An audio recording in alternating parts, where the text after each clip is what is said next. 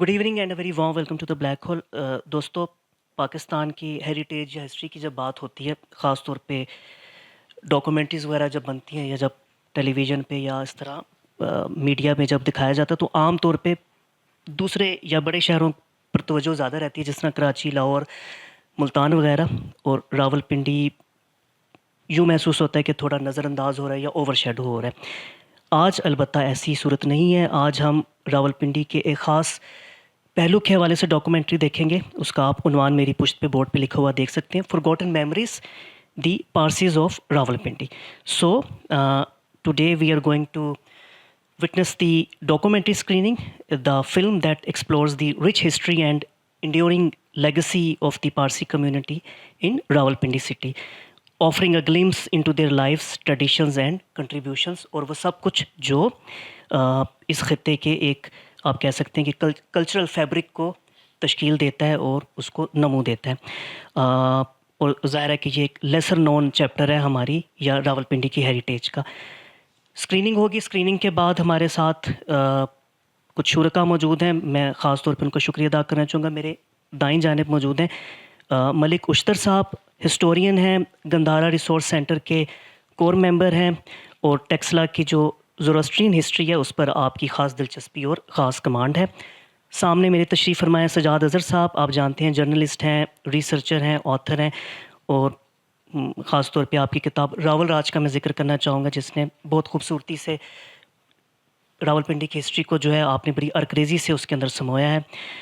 ज़फ़ीर भट्ट हमारे साथ है, बिल्कुल मेरे सामने मौजूद हैं, जो कि इस डॉक्यूमेंट्री के डायरेक्टर हैं।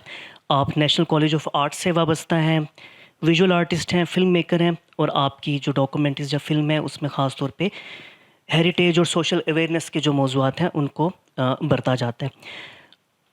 इस डिस्कशन और अच्छा, और ख़ास तौर पे मैं सॉरी आपका नाम मैं मेरे लिए सर आप साहब हमारे साथ वी आर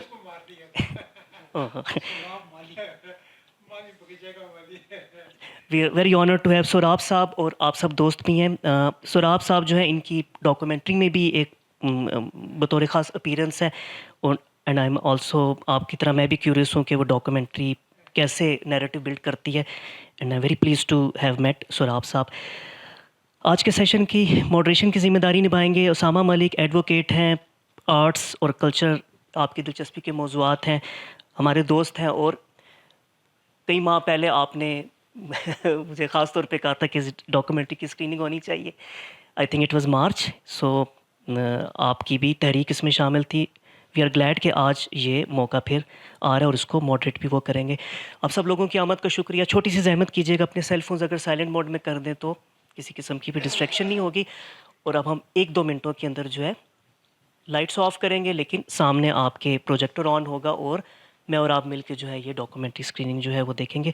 और आखिरी बात ये कि रावलपिंडी और इस्लामाबाद के ऑडियंस के लिए इसकी स्क्रीनिंग पहले हो रही है और पूरी उम्मीद है कि इसके बाद मुल्क के दूसरे हिस्सों में और ख़ास तौर पे we wish best of luck to ज़फ़ीर कि इस मुल्क से बाहर भी इस डॉक्यूमेंट्री की बाज़गश्त जाए और जो बाहर के फेस्टिवल्स या कॉन्टेस्ट होती हैं या जहाँ पे भी इस तरह की डॉक्यूमेंट्रीज प्रीमियर होती हैं, वी विश के वहाँ पर ये ज़रूर नशर हो और हमारा नाम रोशन करे। Thank you very much. Thank you. चलाना है।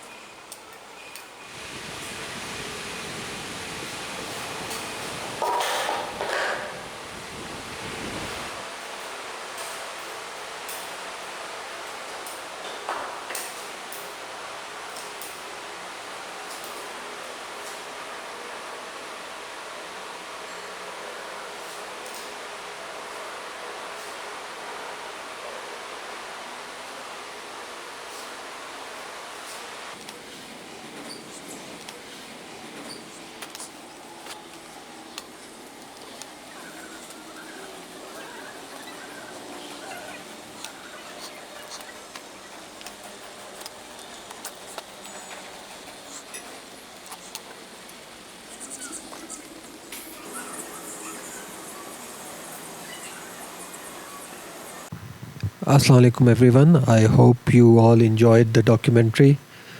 This was a documentary that I saw, I think, at the end of last year at a film festival, I think. Mountain Film Festival, I think it was. And that was when the idea came to us to screen it here at the Black Hole, and I'm glad that it has finally materialized. I've got these three panelists over here. I'd like them to introduce themselves.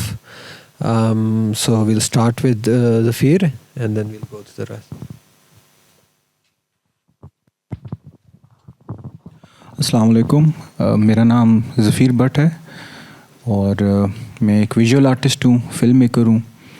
And since 5-6 years I have been living in Islamabad and Rawalpindi. And I'm a person who's very deeply interested in the history of Pakistan and the history of the land. And my artworks are mostly about exploring heritage and the roots of where I belong from. So میرے جو کام ہیں ان میں یہ ساری reflections نظر آتی ہیں. And it's a journey جو اب کام کے ساتھ چلتی آ رہی ہے. And then I also screen my films in Pakistan and abroad. اینڈ اللہ کا شکر ہے اینڈ کام اچھا چل رہا ہے. جی, سجاد اظہر میرا نام ہے. جرنلسٹ ہوں بیسیکلی, اور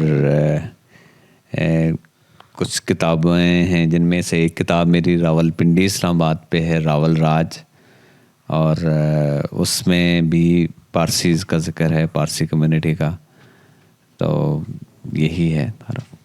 مالک اشتر نام ہے جی, اور ٹیکسلا سے تعلق ہے. تو کہا جاتا ہے کہ جی ویسے تو اس کا مطلب دا پوزیسر آف کیمل نام جو ہے, لیکن زرویسٹر بھی آپ کہہ سکتے ہیں کہ جو جب عرب میں گیا تو پھر یہ اس میں چینج ہو گیا.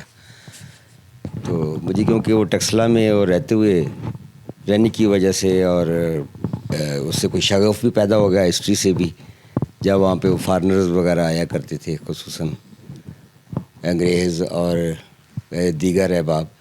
تو بچپن سے ان کو دیکھتے دیکھتے بس اسی, حالانکہ میں بنیادی طور پہ تو سول انجینئر ہوں بائی پروفیشن, اور پاکستان آرڈننس فیکٹری میں سروس کرتا رہا ہوں.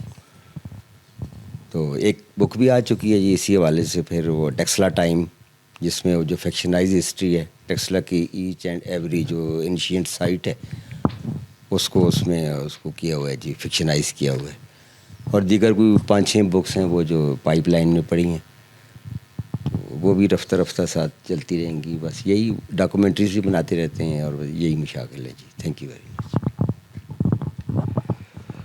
اچھا, تو سجاد صاحب اب ہم آپ سے شروع کرتے ہیں کہ پری پارٹیشن جو راولپنڈی تھا اس کے بارے میں کچھ ہمیں بتائیں, اور especially different communities, religious and ethnic communities کیا تھے یہاں پہ اور کیسا تھا ماحول یہاں پہ.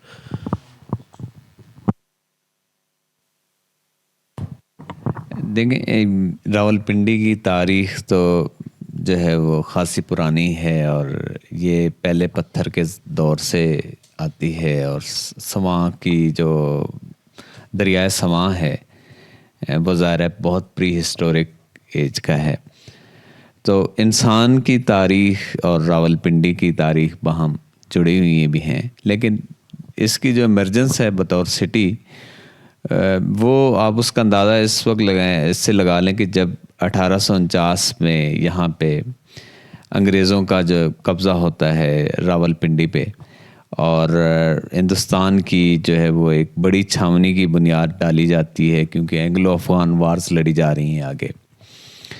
تو اس وقت اس شہر کی آبادی تقریباً 16,000 ہے, اور اگلے جو 20-30 سال ہیں ان میں بہت زیادہ, چونکہ کنٹونمنٹ بنتا ہے, ایک بڑا کنٹونمنٹ ہے, اور اس کنٹونمنٹ سے ریلیٹڈ بزنسز ہیں, ملٹری کانٹریکٹرز ہیں, اور انگریز جو ہیں جو ان کے ساتھ پیچھے جو ملٹری کانٹریکٹرز ہیں مختلف چھاونیوں کے اندر ہندوستان میں, تو ان کمیونٹیز کو اور بزنس مین کو انکریج کرتے ہیں کہ وہ راولپنڈی آئیں اور یہاں پہ جو ہے وہ ملٹری کے کانٹریکٹس لیں اور اپنا بزنس بھی فلورش کریں اور شہر میں آباد ہیں. تو اس وقت جو کمیونٹیز آئی ہیں ان میں پارسی سب سے نمایاں ہیں، اور پارسی جو ہندوستان میں تو پارسیوں کی جو آمد ہے وہ تقریباً 8ویں صدی سے 1000 کے درمیان ہے، اور یہ وہ دور ہے جب ان کو ایران سے نکالا گیا تھا. تو کہتے ہیں کہ یہ پارسی سب سے پہلے جب گجرات کے ساحلوں پہ آئے تو وہاں ایک مقامی حکمران جادی رانا تھے، تو اس نے کہا کہ ہندوستان میں تو اس نے ایک پارسی جب پیشوا اس کے دربار میں آئے تو اس نے کہا کہ یہ دیکھیں ایک دودھ کا پیالہ ہے جو لبالب بھرا ہوا ہے. تو وہ پارسی جو پیشوا تھا اس نے اس میں شکر ڈال دی، اس نے کہا کہ ہم ہندوستان کے لیے شیریں ثابت ہوں گے.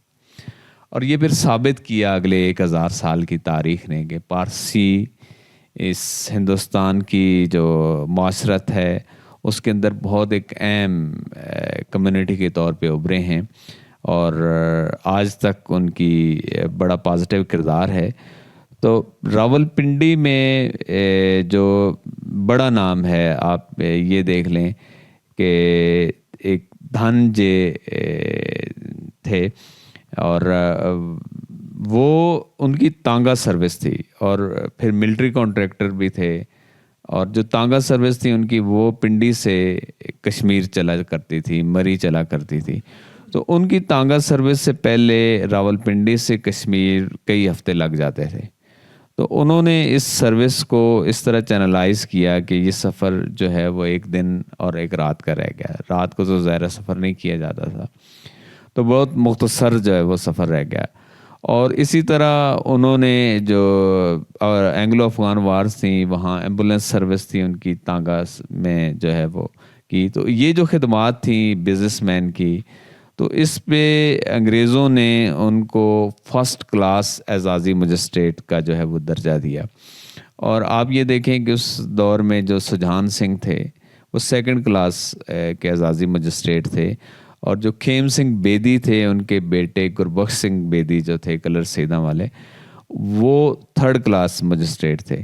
تو اس سے اندازہ لگا لیں کہ یعنی ساری کمیونٹیز کے اندر جو تھے پارسی جو تھے وہ سب سے نمایاں تھے. اور اسی کے حوالے سے انہوں نے یہاں پہ ویلفیئر کے بہت زیادہ کام کیے ہیں. اور ایک راولپنڈی کے پہلے کمشنر تھے جنرل جان میسی، ان کی یاد میں میسی گیٹ بنایا گیا، اور اس میں ایک پنڈی کی پبلک لائبریری ہوا کرتی تھی، اور وہ بھی انہوں نے بنوائی. تو بہت سے رفائی کام جو تھے وہ بھی پارسی ان میں پیش تھے. تو ان کا جو قبرستان ہے جس کا یہاں ظفیر نے کہ ڈاکومنٹری میں بھی اس کا ذکر کیا، تو وہاں تقریباً کو 150 کے قریب قبریں ہیں. تو اس قبروں میں جو سب سے پہلی قبر ہے وہ اس کی جو تاریخ وفات ہے وہ 1860 ہے، اور جو اس کے بعد 2 ایسی قبریں بھی ہیں جن میں تاریخ وفات 1947 ہے اور وجہ قتل لکھی گئی ہے. تو اس کا مطلب ہے کہ جو پارٹیشن کے وقت جب فسادات ہو رہے تھے اس شہر میں تو پارسی بھی ان کا نشانہ بنے. تو پارسیوں کی ایگزیکٹ تعداد کتنی رہی ہے اس شہر میں یہ تو پتہ نہیں ہے کہ وہ کتنی فیملیاں تھیں، کتنے لوگ تھے، کیونکہ کسی مردم شماری میں الگ سے مذاہب کا ذکر نہیں. ہاں البتہ یہ ذکر موجود ہے 1911 کی مردم شماری میں کہ شہر میں جو سب سے زیادہ پڑھی لکھی کمیونٹی ہے جس میں مرد اور عورتیں سب سے زیادہ پڑھے لکھے ہیں تو وہ پارسی ہیں. تو پارسی ایک پڑھی لکھی کمیونٹی تھی اس شہر کے اندر. اس شہر کی تعمیر و ترقی کے اندر اس میں جو مذہبی ہم آہنگی تھی اس حوالے سے پارسیوں کا کردار بہت اہم ہے. اور پارٹیشن سے پہلے پارسی جس مقام پہ کھڑے نظر آتے ہیں یہ کمیونٹی، ان کے مقابلے میں ہندو، سکھ اور مسلمان بہت پیچھے ہیں.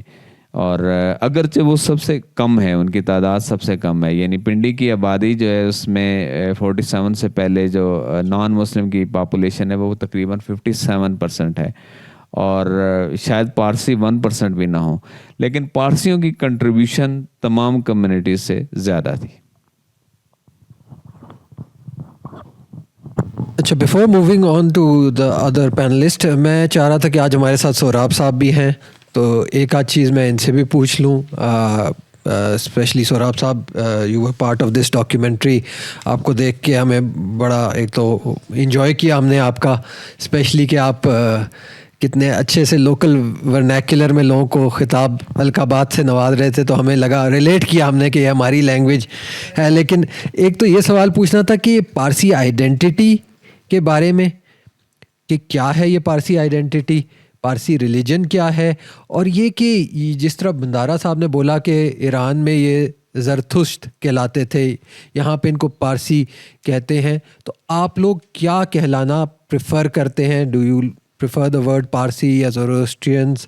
تو اور یہ کہ کس لینگویج سے ایسوسیٹ کرتا ہے یہ ریلیجن؟ جیسے ہر ریلیجن کسی لینگویج سے ایسوسیٹ کرتا ہے, اسلام عربک سے کرتا ہے, کرسچینٹی کا ایک لیٹن سے تعلق ہے, تو اس طرح کیا کوئی آپ کا کوئی کسی اسپیسیفک لینگویج سے تعلق ہے, یا جہاں جاتے ہیں وہی لینگویج آپ کی ہوتی ہے؟ تو کیا ہے اس کے جاتے وہی اسی کو یوز کرتے ہیں. ہاں, تو وہ اصل میں جو بولتے ہیں نا زرتشت, وہ جو گور بولتے ہیں, وی آر کالڈ دی کیبر, sorry I do that, we are called the کیبر, دا انٹچبلز. ان کو وہ نہیں ہوتا ہے. مجھے اچھی طرح میں نے بتایا نا آپ کو کہ we are not allowed to touch the bloody food items you buy or some thing. تو ہم مینلی جو ہم لوگ کرتے تھے نا, رشینس جو ہیں, جو میرے پیرنٹس جو بھی, وہ اسکول اور ہاسپٹل سب انہوں نے بنایا تھا. And they have cleaned it of.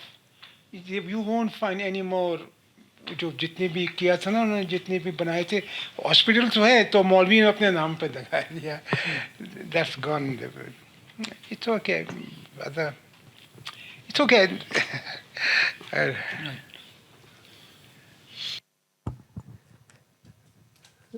میں اس کو ذرا if you could add to that. جی, basically Zoroastrianism and being Parsi are two different identities.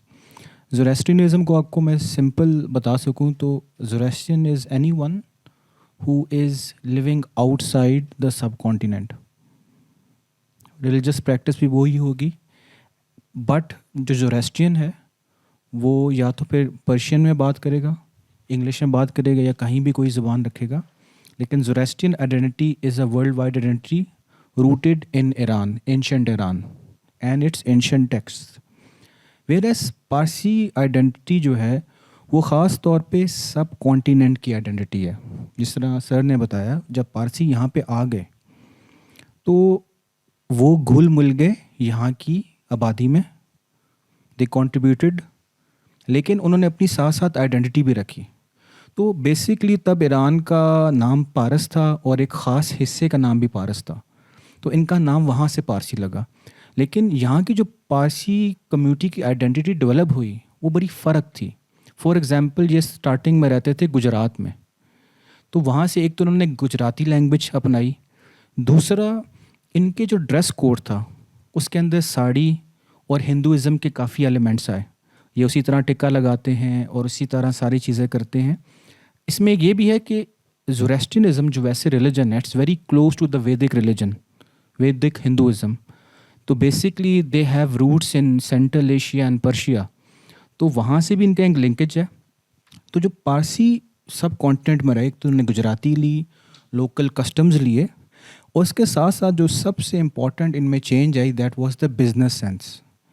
کیونکہ جب یہ گجرات میں آئے تو Gujarat was known as the business hub of subcontinent. آپ جتنی بھی ہسٹری دیکھ لیں, ایون آپ کے جو بڑے بڑے لیڈرز ہیں, جناح صاحب ہو گئے, گاندھی ہو گئے, بزنس مین آگے اور بھی نکلے, وہ سارے کے سارے گجرات کے تھے.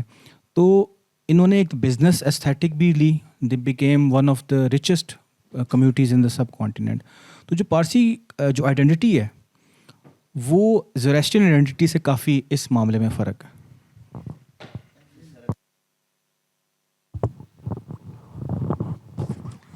مجھے کیونکہ کچھ ہسٹری سے بھی ذرا شدھ بہت ہے, تو اس سلسلے میں آپ کو ذرا تھوڑا سا بریف کروں گا کہ اصل میں جو زوریسٹرینزم ہے یہ بھی ایک الہامی مذہب ہے. اس میں جو اللہ کو اہرمن کہا جاتا ہے, ایک خدا کا تصور ہے, مونوتھیسٹک ہیں, اور جو اس کے پیرلل جو قوت ہے وہ اہرمین, شیطان کو, یزدان اور شیطان. پہلی دفعہ انہوں نے شیطان کا نام انٹروڈیوس کیا. تو یہ جو آگ کا تصور بیچ میں آ گیا کہ جی وہ آگ کی ورشپ کرتے ہیں, وہ اس سینس میں ہے کہ جب لوگوں نے کہا جی کہ آپ گاڈ کو پرسونیفائی کریں, جس طرح ہم کہتے ہیں کہ وہ اللہ و نور و سماوات والارض, کہ وہ زمین و آسمان کا نور ہے, تو یہ انسان کی ایک خواہش ہوتی ہے کہ وہ اس کو اپنے آنکھوں کے سامنے رکھے, اس کا اسٹیچو بنائے اور اس کی عبادت کرے. تو اس سینس میں انہوں نے زرتشت جو ان کے نبی ہیں, جو کہ 599 قبل مسیح میں پیدا ہوتے ہیں, وہ ایرانی آذربائیجان میں کوہ سلیمان میں, تو وہ کیونکہ ٹھنڈا علاقہ ہے اور وہاں پہ لوگ آگ بیچ میں جلا کے بیٹھتے ہیں اور اس کے ساتھ عبادت بھی کرتے ہیں. بلکہ ایون ان دنوں میں تو ایران میں آگ بکنے کے لیے بھی آیا کرتی تھی شہروں میں. تو انہوں نے کہا جی کہ جس طرح یہ آگ ہے اور اس کا ایک شعلہ ہے, تو یہ آپ اس کو خدا کے نور سے ہی وہ بھی اس کو تشبیہ دے رہے ہیں. تو اس طریقے سے غیر محسوس طریقے سے یہ چیزیں وہ مذہب میں در آتی ہیں, حالانکہ ان کا وہ آتش پرستی سے کوئی تعلق نہیں ہے. آپ دیکھیں وہ جس طرح وہ ذکر کر رہے تھے کہ جی کہ وہ ذوالقرنین جنہیں بتایا گیا ہے, وہ جو سائرس ہیں, وہ اخمینین امپائر کے سب سے پہلے حکمران ہیں, اور وہ ان کی پوری میڈیٹرینین تک, انڈس کے بوتھ سائڈز اور ادھر مصر تک, وہ جو ان کے بیٹے آتے ہیں کیقباد یا قباچہ, وہ مصر تک وہ اس کو ایکسٹینڈ کی انہوں نے اپنی حکومت کو. تو وہ تقریباً 559 BC سے لے کے اور 529 تک ان کا ایرا بنتا ہے, انہوں نے گورن کیا. اور ایون ٹیکسلا تک, جب قرآن کی سورہ ہم دیکھتے ہیں سورہ کیو میں, سورہ کاف میں, کہ حتیٰ کہ وہ ایک چڑھتے سورج کی سرزمین تک پہنچا اور وہاں اس نے ایسی قوم کو دیکھا کہ جس میں ہم نے جسے سورج سے بچنے کا کوئی انتظام نہیں کیا تھا. تو اس سے مراد یہ ٹیکسلا تھی, کیونکہ یہاں پہ اس وقت جینی لوگ تھے, اور یہ نون ورلڈ میں اس وقت رائزنگ سن اس کو کہا گیا, یہاں تک ان کا وہ ایکسٹینڈڈ پورشن تھا ایران کا. تو ایک مینین امپائر آپ یہ دیکھیں کہ وہ یہاں پہ رہتی ہے. میں ذرا تھوڑا سا اس پہ آگے چلا گیا ہوں. تو وہ انہوں نے یہی بتایا کہ وہ بھی وہ اس کو پرسونیفائی کیا اللہ کو, کہ وہ ایک اسی طرح ایک ڈیوائن بینگ ہے اور ان کی روشنی ہے, کیونکہ جو ساتھ ان کے ایئرمین ہے اس کو انہوں نے ڈارکنیس سے تشبیہ دی ہے. تو ویسے تو وہ ایک گنجے کے لیے بھی وہ لفظ استعمال ہوتا ہے. تو اس طرح یہ چیزیں غیر محسوس طریقے پر مذہب میں داخل ہو جاتی ہیں, اور ہم ان کو وقت کے ساتھ ساتھ پھر ایک اور جس طرح تصور ہے کہ وہ ایکسپوز ٹو ولچرز کرتے ہیں اپنے ڈیڈز کو, کہ وہ دفناتے نہیں ہیں کہ وہ زمین کو آلودہ نہ کر دے. لیکن جب ہم سائرس کی قبر دیکھتے ہیں تو وہ جو ان کی ٹومب ہے وہاں پہ ہے, وہ اپنے شیراز میں پرسیپولس میں پہلے شروع میں دفنایا کرتے تھے, بعد میں وقت کے ساتھ ساتھ ڈفرینٹ ریچولز جب اس کے اندر آ جاتی ہیں تو وہ پھر وہ اس کا حصہ بن جاتی ہیں. جس طرح آپ دیکھیں ہمارا لیٹسٹ جو ریلیجن ہے, جو الامی ہے یا جو برہمک جو ریلیجن ہے اسلام ہے, اس میں بھی تو 5-6 مکاتب فکر آ چکے ہیں, ڈفرینٹ طریقے سے وہ اس میں آ گئی ہیں. یہ بھی ایک الہامی مذہب ہے, اور اس کا آپ یہ آپ دیکھیے کہ جب وہ جاتے ہیں, حضرت سلیمان فارسی ہیں, وہ جب وہ زوریسٹرین تھے, جب حضور سے ملتے ہیں ان سے ان کا ہوتا ہے تو وہ فوراً ہی مان لے آتے ہیں کہ ہماری جو پرانی بکس ہیں اس میں بھی اسی طرح ہی آپ کی وہ لکھی ہوئی ہے آخری نبی کے متعلق. انہوں نے بھی نہیں کہا کہ انہوں نے کہا کہ آخری جو ہے وہ ڈرانے والا وہ ابھی آئے گا. تو یہ اس طرح یہ انٹر ریلیٹڈ ہیں سارے. اور جو زرتشت بھی ان کا نبی ہیں, جب حضور نے وہ یمن میں اس وقت زرتشتی تھے, جب حضور نے وہاں پہ وہ بھیجے تھے ان کو اپنے جو تبلیغ کرنے کے لیے, تو انہوں نے کہا تھا کہ وہ بھی اہل کتاب ہیں اور ان پہ بھی نبی ایک آیا تھا, اس لیے ان سے اہل کتاب کا برتاؤ کرنا ہے. تو یہ چیزیں بس منگل ود ہو کے وقت کے ساتھ ساتھ یہ چیزیں اس میں آ جاتی ہیں. تو اور اسی طرح میں وہ ولچرز کے حوالے سے کہوں گا کہ ہمارے کلچر پہ اس کے کیا اثرات ہوئے, کہ آپ یہ دیکھیے کہ جب وہ ایکسپوز کرتے ہیں ولچرز کے سامنے اپنے ڈیڈز کو, تو وہ جو ولچرز ہیں وہ فوراً آنکھوں پہ جا کے حملہ کرتے ہیں. تو ہمارے شاعر نے وہ بھگت کبیر داس وہ کہتے ہیں جی کہ کاغا سب تن کھائیو سو چن چن کھائیو ماس, دو نینا مت کھائیو انہیں پیا ملن کی آس. وہ اس میں آ گئی یہ چیزیں, شاعری میں بھی در آتی ہیں اسی طرح کے معاملات. اور پھر وہ آگ کا تصور اس طرح ہے کہ وہ کہتے ہیں کہ اس کو پھونک مار کے نہیں بجھانا، کیونکہ اس سے وہ تھوک جائے گی اور ایک نفرت کا اظہار ہوتا ہے، تو اس کو وہ بھی مقدس ہو گئی آگ بھی ان کے سامنے. تو اس طرح کی چیزیں جب مکس ہوتی ہیں تو پھر ایک نئی نئی وہ چیزیں اور وہ مکس ہو جاتی ہیں. لیکن ہمارے آپ یہ دیکھیے کہ سب سے زیادہ جو افیکٹ ہوا ہے، کیونکہ میرا موضوع بھی یہی تھا کہ ٹیکسلا میں وہ یہ کس طرح ٹیکسلا تک، کیونکہ نون ورلڈ میں یہ پرشیا کا 20واں صوبہ تھا ٹیکسلا، اور سب سے ریچسٹ اسٹیٹ تھی ان کی. تو سب سے پہلے تو یہاں پہ سائرس کا وہ ایکسٹینشن ہوتی ہے ان کی، جو گورن کر رہے تھے وہ ایریا. اس کے بعد پھر وہ آ جاتے ہیں ڈائریس 1 آتے ہیں، وہ 522 سے لے کے، اور ڈائریس 3 جب کہ سکندر اعظم آ کے ان کو ڈیفیٹ کرتا ہے 331 BC تک، 200 سال تک وہ وہاں پہ رہے ہیں اخمینین. اس کے بعد جب سکندر اعظم کے بعد پھر وہ بیچ میں تھوڑا سا ایرا آتا ہے اس کا مورین امپائر کا. اس کے فوراً بعد پھر بیکٹرین گریکس آ جاتے ہیں 189 سے لے کے 90 BC تک، اور وہ بھی زوریسٹرین ہیں، وہ بھی اسے سینٹرل ایشیا سے آئے ہیں اوپر سے گریکس. پھر اس کے بعد آپ فردر آگے چلتے ہیں تو آ جاتے ہیں سیتھین، وہ آتے ہیں جی 90 سے لے کے 25 AD تک، اور انہوں نے وہاں پہ یہ جو جانڈال ٹیمپل کا ذکر ہو رہا تھا یہ انہوں نے بنایا، اور پیورلی گریک سٹائل پہ بڑا خوبصورت مندر ہے، اور پورے بر صغیر میں اس کے پائے کا نہیں ہے. اس وقت سب سے زیادہ زوریسٹرین جو ہے وہ پائے جاتے ہیں آذربائیجان میں، اور باکو میں ان کا وہ سب سے پرانی جو ہے آگ روشن ہے. لیکن جو ٹیکسلا میں ہے وہ 2nd سینچری BC کا ہے، BCE کا. تو سب سے اولڈسٹ ون اس وقت ٹیکسلا میں ایگزسٹ کر رہے ہیں. تو وہیں پہ وہ زوریسٹرین اور وہ کلچر اور وہ ساری چیزیں اسی طرح ہی ہمارے وہ کلچر میں آئی ہیں. اس کے بعد آگے چلتے ہیں تو پھر وہ آ جاتے ہیں پارتھین، جنہیں ہم وہ پہلوی کہتے ہیں. وہ 25 سے لے کے تو 60 عیسوی تک وہ بھی وہی اسی علاقے سے ہیں، تو وہ بھی وہاں کا کلچر لے کے ہیں وہی ہماری، کہ جی وہ نظر لگ رہی ہے جی اس کو بچے کو احتیاط کریں. وہ آگ وہ لگاتے ہیں، وہ جسے وہ بجھاتے ہیں تو وہ نکلتا ہے جی نظر نہیں لگے گی. یہ ساری جتنی بھی ریچولز ہیں یہ ہمیں اسی ریلیجن سے ملی ہیں، اور انڈیا میں بھی یہی ہیں. تو اور اگر میں فردر اسے ڈیٹ بیک کروں جی سر. تو میں ایک اور چیز جو آپ سے سجاد صاحب پوچھنا چاہ رہا تھا کہ یہ جو پارسیز ہیں راولپنڈی کے، یہ باقی پاکستان کے یا ساؤتھ ایشیا کے جو پارسیز ہیں ان سے کس طرح مختلف ہیں؟ اس میں کیا کوئی فرق ہے یا یہ ان جیسے؟ میرا نہیں خیال کہ کوئی فرق ہے. مطلب ہے کہ ظاہر ہے کہ وہ یہ جو پارسی پنڈی کے تھے یہ بھی ممبئی سے اور لاہور سے اور کراچی سے موو ہوئی تھی فیملی. تو کوئی الگ تو ان کی آئیڈینٹی نہیں ہے، مطلب وہی ایک بڑی آئیڈینٹی ہے ان کی، اور اسی طرح کا ان کا کلچر ہے. لیکن اب جو ہے وہ مطلب ہے کہ گنے چنے شاید جو ہے وہ کچھ 10-12 لوگ ہیں اس شہر میں. تو اس شہر میں جو پارسی، اور وہ بھی ظاہر ہے کہ وہ ایک بھنڈارا فیملی ہے اور کوئی رہا نہیں ہے.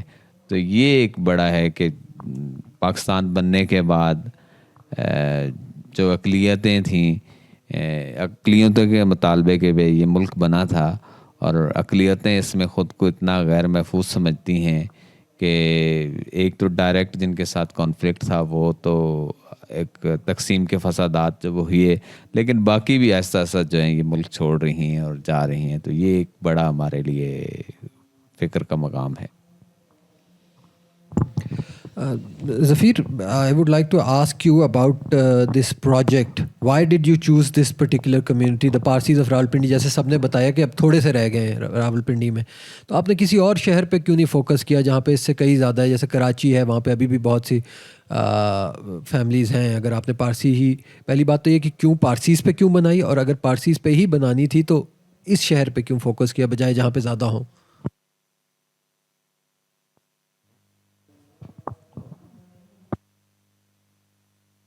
ہیلو جی، اس کا میں اگر آپ کو بتا سکوں تو وہ یہ ہے کہ میں پہلے جب لاہور ہوتا تھا، اس سے پہلے میں اسلام آباد ہی ہوتا تھا. مجھے شروع سے تاریخ میں انٹرسٹ تھا. مجھے اینشنٹ ہسٹری میں انٹرسٹ تھا، اور جتنا مجھے پتہ لگتا تھا وہ یہ تھا کہ ساری کی ساری جو تاریخ ہے وہ یا تو لاہور میں ہے، ملتان میں ہے اور کراچی میں ہے. ہمارے آپ ٹی وی چینلز میں دیکھتا تھا یا کتابیں پڑھتا تھا، تو میرا جو دماغ تھا، جو میرا انٹرسٹ تھا، وہ ہمیشہ راول پنڈی سے باہر کی طرف ہی تھا. تو میں پھر لاہور چلا گیا این سی میں پڑھنے کے لیے. وہاں پہ میں نے ہسٹری ایکسپلور کی، میں نے بہت انجوائے کیا، تاریخ کا مجھے پتہ لگا. آگے موقع ملا then I went to India as well, مزید تاریخ دیکھنے کا موقع ملا. پر کچھ ٹائم کے بعد جب میں واپس اسلام آباد آیا، مجھے اب احساس ہوا کہ اچھا آئی ہیو ایکسپلورڈ مچ، لیکن میں جہاں پہ ہوں، میں بچپن سے دیکھ رہا ہوں، یہ پرانی بلڈنگز دیکھ رہا ہوں، میں یہ پرانے محلے دیکھ رہا ہوں، میں بنی دیکھ رہا ہوں، میں صدر دیکھ رہا ہوں. یہ مجھے بہت اٹریکٹ کرتا ہے، اور میرے ذہن میں سوالات آتے ہیں، اچھا اس کی بھی تو ہسٹری ہے. اور میں بچپن میں پھر ٹیکسلا بھی جاتا تھا، لیکن میں نے تاریخ ڈھونڈنے کے لیے میں ہمیشہ باہر کا رخ کیوں کرتا ہوں، میں کیوں لاہور جاتا ہوں اور سب کچھ. تو میں نے ایک پروسیس شروع کیا، اچھا میں نے اس خطے کے بارے میں جاننا ہے، اسپیشلی راول پنڈی. تو بیسکلی راول پنڈی کے لیے میں کام کرنا چاہ رہا تھا، راول پنڈی کو ایکسپلور کرنا چاہ رہا تھا. تو ایک دن اچانک میں ایک اخبار میرے گھر آیا، تو اس میں فوتگی کا لکھا ہوا تھا. تو میں پہلے سمجھا کہ یہ شاید کسی کرسچن فوتگی کے بارے میں لکھا ہے. پھر جب میں نے غور سے پڑھا تو پتہ چلا کہ لکھا ہوا ہے کہ کسی پارسی کی ڈیتھ ہوئی ہے. تو میرے ذہن میں آیا کہ اچھا پارسی کمیونٹی کا تو میں نے سنا ہوا ہے، جناح قائد اعظم سے سنا ہوا ہے، اور آگے پیچھے سے پارسیوں کا ریفرنس ہمیں ملتا ہے. Always been a very exotic community, westernised community. تو میرے ذہن میں اچھا یہ کیا کر رہے ہیں یہاں پہ. تو میں نے انٹرنیٹ پہ سرچ کی تو پتہ چلا کہ مری روڈ پہ ان کا گریو یارڈ ہے. اور مجھے یاد ہے شام تھی، میں 10 منٹ میں اس گریو یارڈ میں پہنچ گیا. اور جب میں ادھر گیا ہوں تو مجھے احساس ہوا کہ یہ کیا ہے، یہ تو بالکل الگ گریو ہے، الگ لینگویج ہے. تو basically why I choose Parsi community of Rawalpindi because I choose میں نے بیسکلی راول پنڈی کی کہانی بتانی ہے. اور راول پنڈی کی کہانی کو بتانے کے لیے میں نے پارسی کمیونٹی کا انتخاب کیا کہ یہ ایک ایسا شہر ہے جس کی ہسٹری کوئی جانتا نہیں ہے، اور اس شہر کے اندر بھی ایک کمیونٹی ہے جس کے بارے میں اس کے لوگ خود نہیں جانتے. تو سب کچھ ڈوینڈل ہو رہا ہے. تو بیسکلی یہ دونوں انٹرنسلی ایک دوسرے کے ساتھ جڑے ہوئے ہیں. تو اس لیے خاص طور پہ ان دونوں کو ایز اے سبجیکٹ بنایا، کیونکہ آپ ڈاکیومنٹری بھی دیکھیں گے تو اس میں آپ کو راول پنڈی بار بار نظر آئے گا، because basically this is a story of Rawalpindi told through its community. اور میں ایک تھوڑی سی بات اس میں ایڈ کروں گا، جو میں نے ان کے ساتھ ایکسپیرینس کیا شوٹنگ کے دوران پارسی کمیونٹی کا. تو یہ لارجر پارسی آئیڈینٹی کے ساتھ ریلیٹ کرتے ہیں جو سب کانٹیننٹ کی ہے، لیکن جو راول پنڈی کے پارسی ہیں دے آر ایوالونگ ڈفرینٹلی. جس طرح آپ نے نوٹ کیا ہوگا، میں جو بامبے میں پارسیوں سے ملا ہوں، آپ کو وہ کافی ویسٹرنائز نظر آئیں گے. یہاں والے پارسی ہیں وہ پنجابی بھی بولتے ہیں، وہ یہاں کی مساجد میں بھی جا کے نماز پڑھ رہے ہیں. پر کہنے کا مقصد یہاں کی کمیونٹی سے گھل مل گئے ہیں، یہاں کے کھانے کھاتے ہیں وہ اب ڈفرینٹ ایوالو ہو رہے ہیں. اور سب سے امپورٹنٹ آپ یہ دیکھیں کہ دے ہیو اے گریو یارڈ. پارسی تو اپنے جو کراچی کے پارسی ہیں، بامبے کے پارسی ہیں، وہ ٹاور آف سائلنس میں اپنے ڈیڈ کو چھوڑتے ہیں. لیکن جو پنڈی کے پارسی ہیں along with Parsis of Multan and Peshawar, they are now more Islamized or Christianized and have the tones of Punjabi culture in them. So that makes the community even more unique now and more distinct. اب مجھے لگتا ہے کہ آنے والے وقتوں میں پارسی community جو پاکستان کے اندر ہے وہ کافی ایک مختلف ایک مزید ایک آئیڈینٹی ایک تشکیل میں آ جائے گی. کچھ باتیں میں کرنا چاہوں گا کہ جب میں پارسی پہ لکھ رہا تھا، میری بھی ایک ڈاکومنٹری آج سے کچھ 6 سال پہلے میں نے بنائی تھی، اور پھر میں نے لکھا بھی اس پہ. تو ایک تو یہ کمیونٹی بہت ریزرو ہے، مطلب ہے کہ بنڈارا فیملی جو ہے، اسفندیان بنڈارا جو بھی MNA بھی ہیں، ان کی اپنی فیملی یا ان کے اپنے خاندان کے باقی لوگ نہ ملنا چاہتے ہیں کسی سے، نہ بتانا چاہتے ہیں کہ اپنی فیملی کے بارے میں، کہ ہمیں ان کی اپنی ذاتی ارکائیوز تک ایکسیس ہو تاکہ ہمیں پتہ چل سکے کہ یہ فیملی اور یہ گریٹر کمیونٹی تھی اس میں پنڈی میں کس طرح. تو یہ لوگ بہت ایک تو ریزرو ہیں یا ڈرے ہوئے ہیں یا وہ سامنے نہیں آنا چاہتے. تو ایک یہ بھی بڑا مسئلہ ہے, یا وہ خود کو عدم تحفظ کا شکار سمجھتے ہیں اس کے, وہ شاید سامنے آئیں گے تو ان کے لیے خود خطرات بڑھ جائیں گے.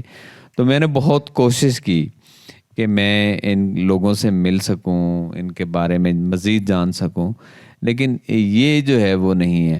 اچھا پھر یہ دیکھیں کہ جو پنڈی کے بارے میں جو نوٹیبلز فیملیز تھیں پارٹیشن کے وقت, ان کے بارے میں ہمیں کہیں نہ کہیں سے معلومات مل جاتی ہیں. اب یہ بھی جو معلومات صرف ایک دھنجے بائی کے بارے میں جو ملتی ہیں جو ایک معروف ہے, تو وہ ایک آدھ پارسی کے بارے میں یا ایک اور فیملی ہیں جن کے بارے میں ملتی ہیں. تو یہ جو باقی فیملیز ہیں ان کے بارے میں انفارمیشن نہیں ہے. اس کا مطلب یہ ہے کہ یہ پارٹیشن سے پہلے بھی بہت ریزرو تھے, اور یہ ایک الگ تھلگ جو ہے وہ کمیونٹی تھی, اور لوگوں میں یہ اس طرح جو ہے ان کا وہ انٹریکشن نہیں تھا عام جو ہے وہ انگریزوں کے ساتھ شاید تھا. تو یہ ایک بڑا سوالیہ نشان ہے.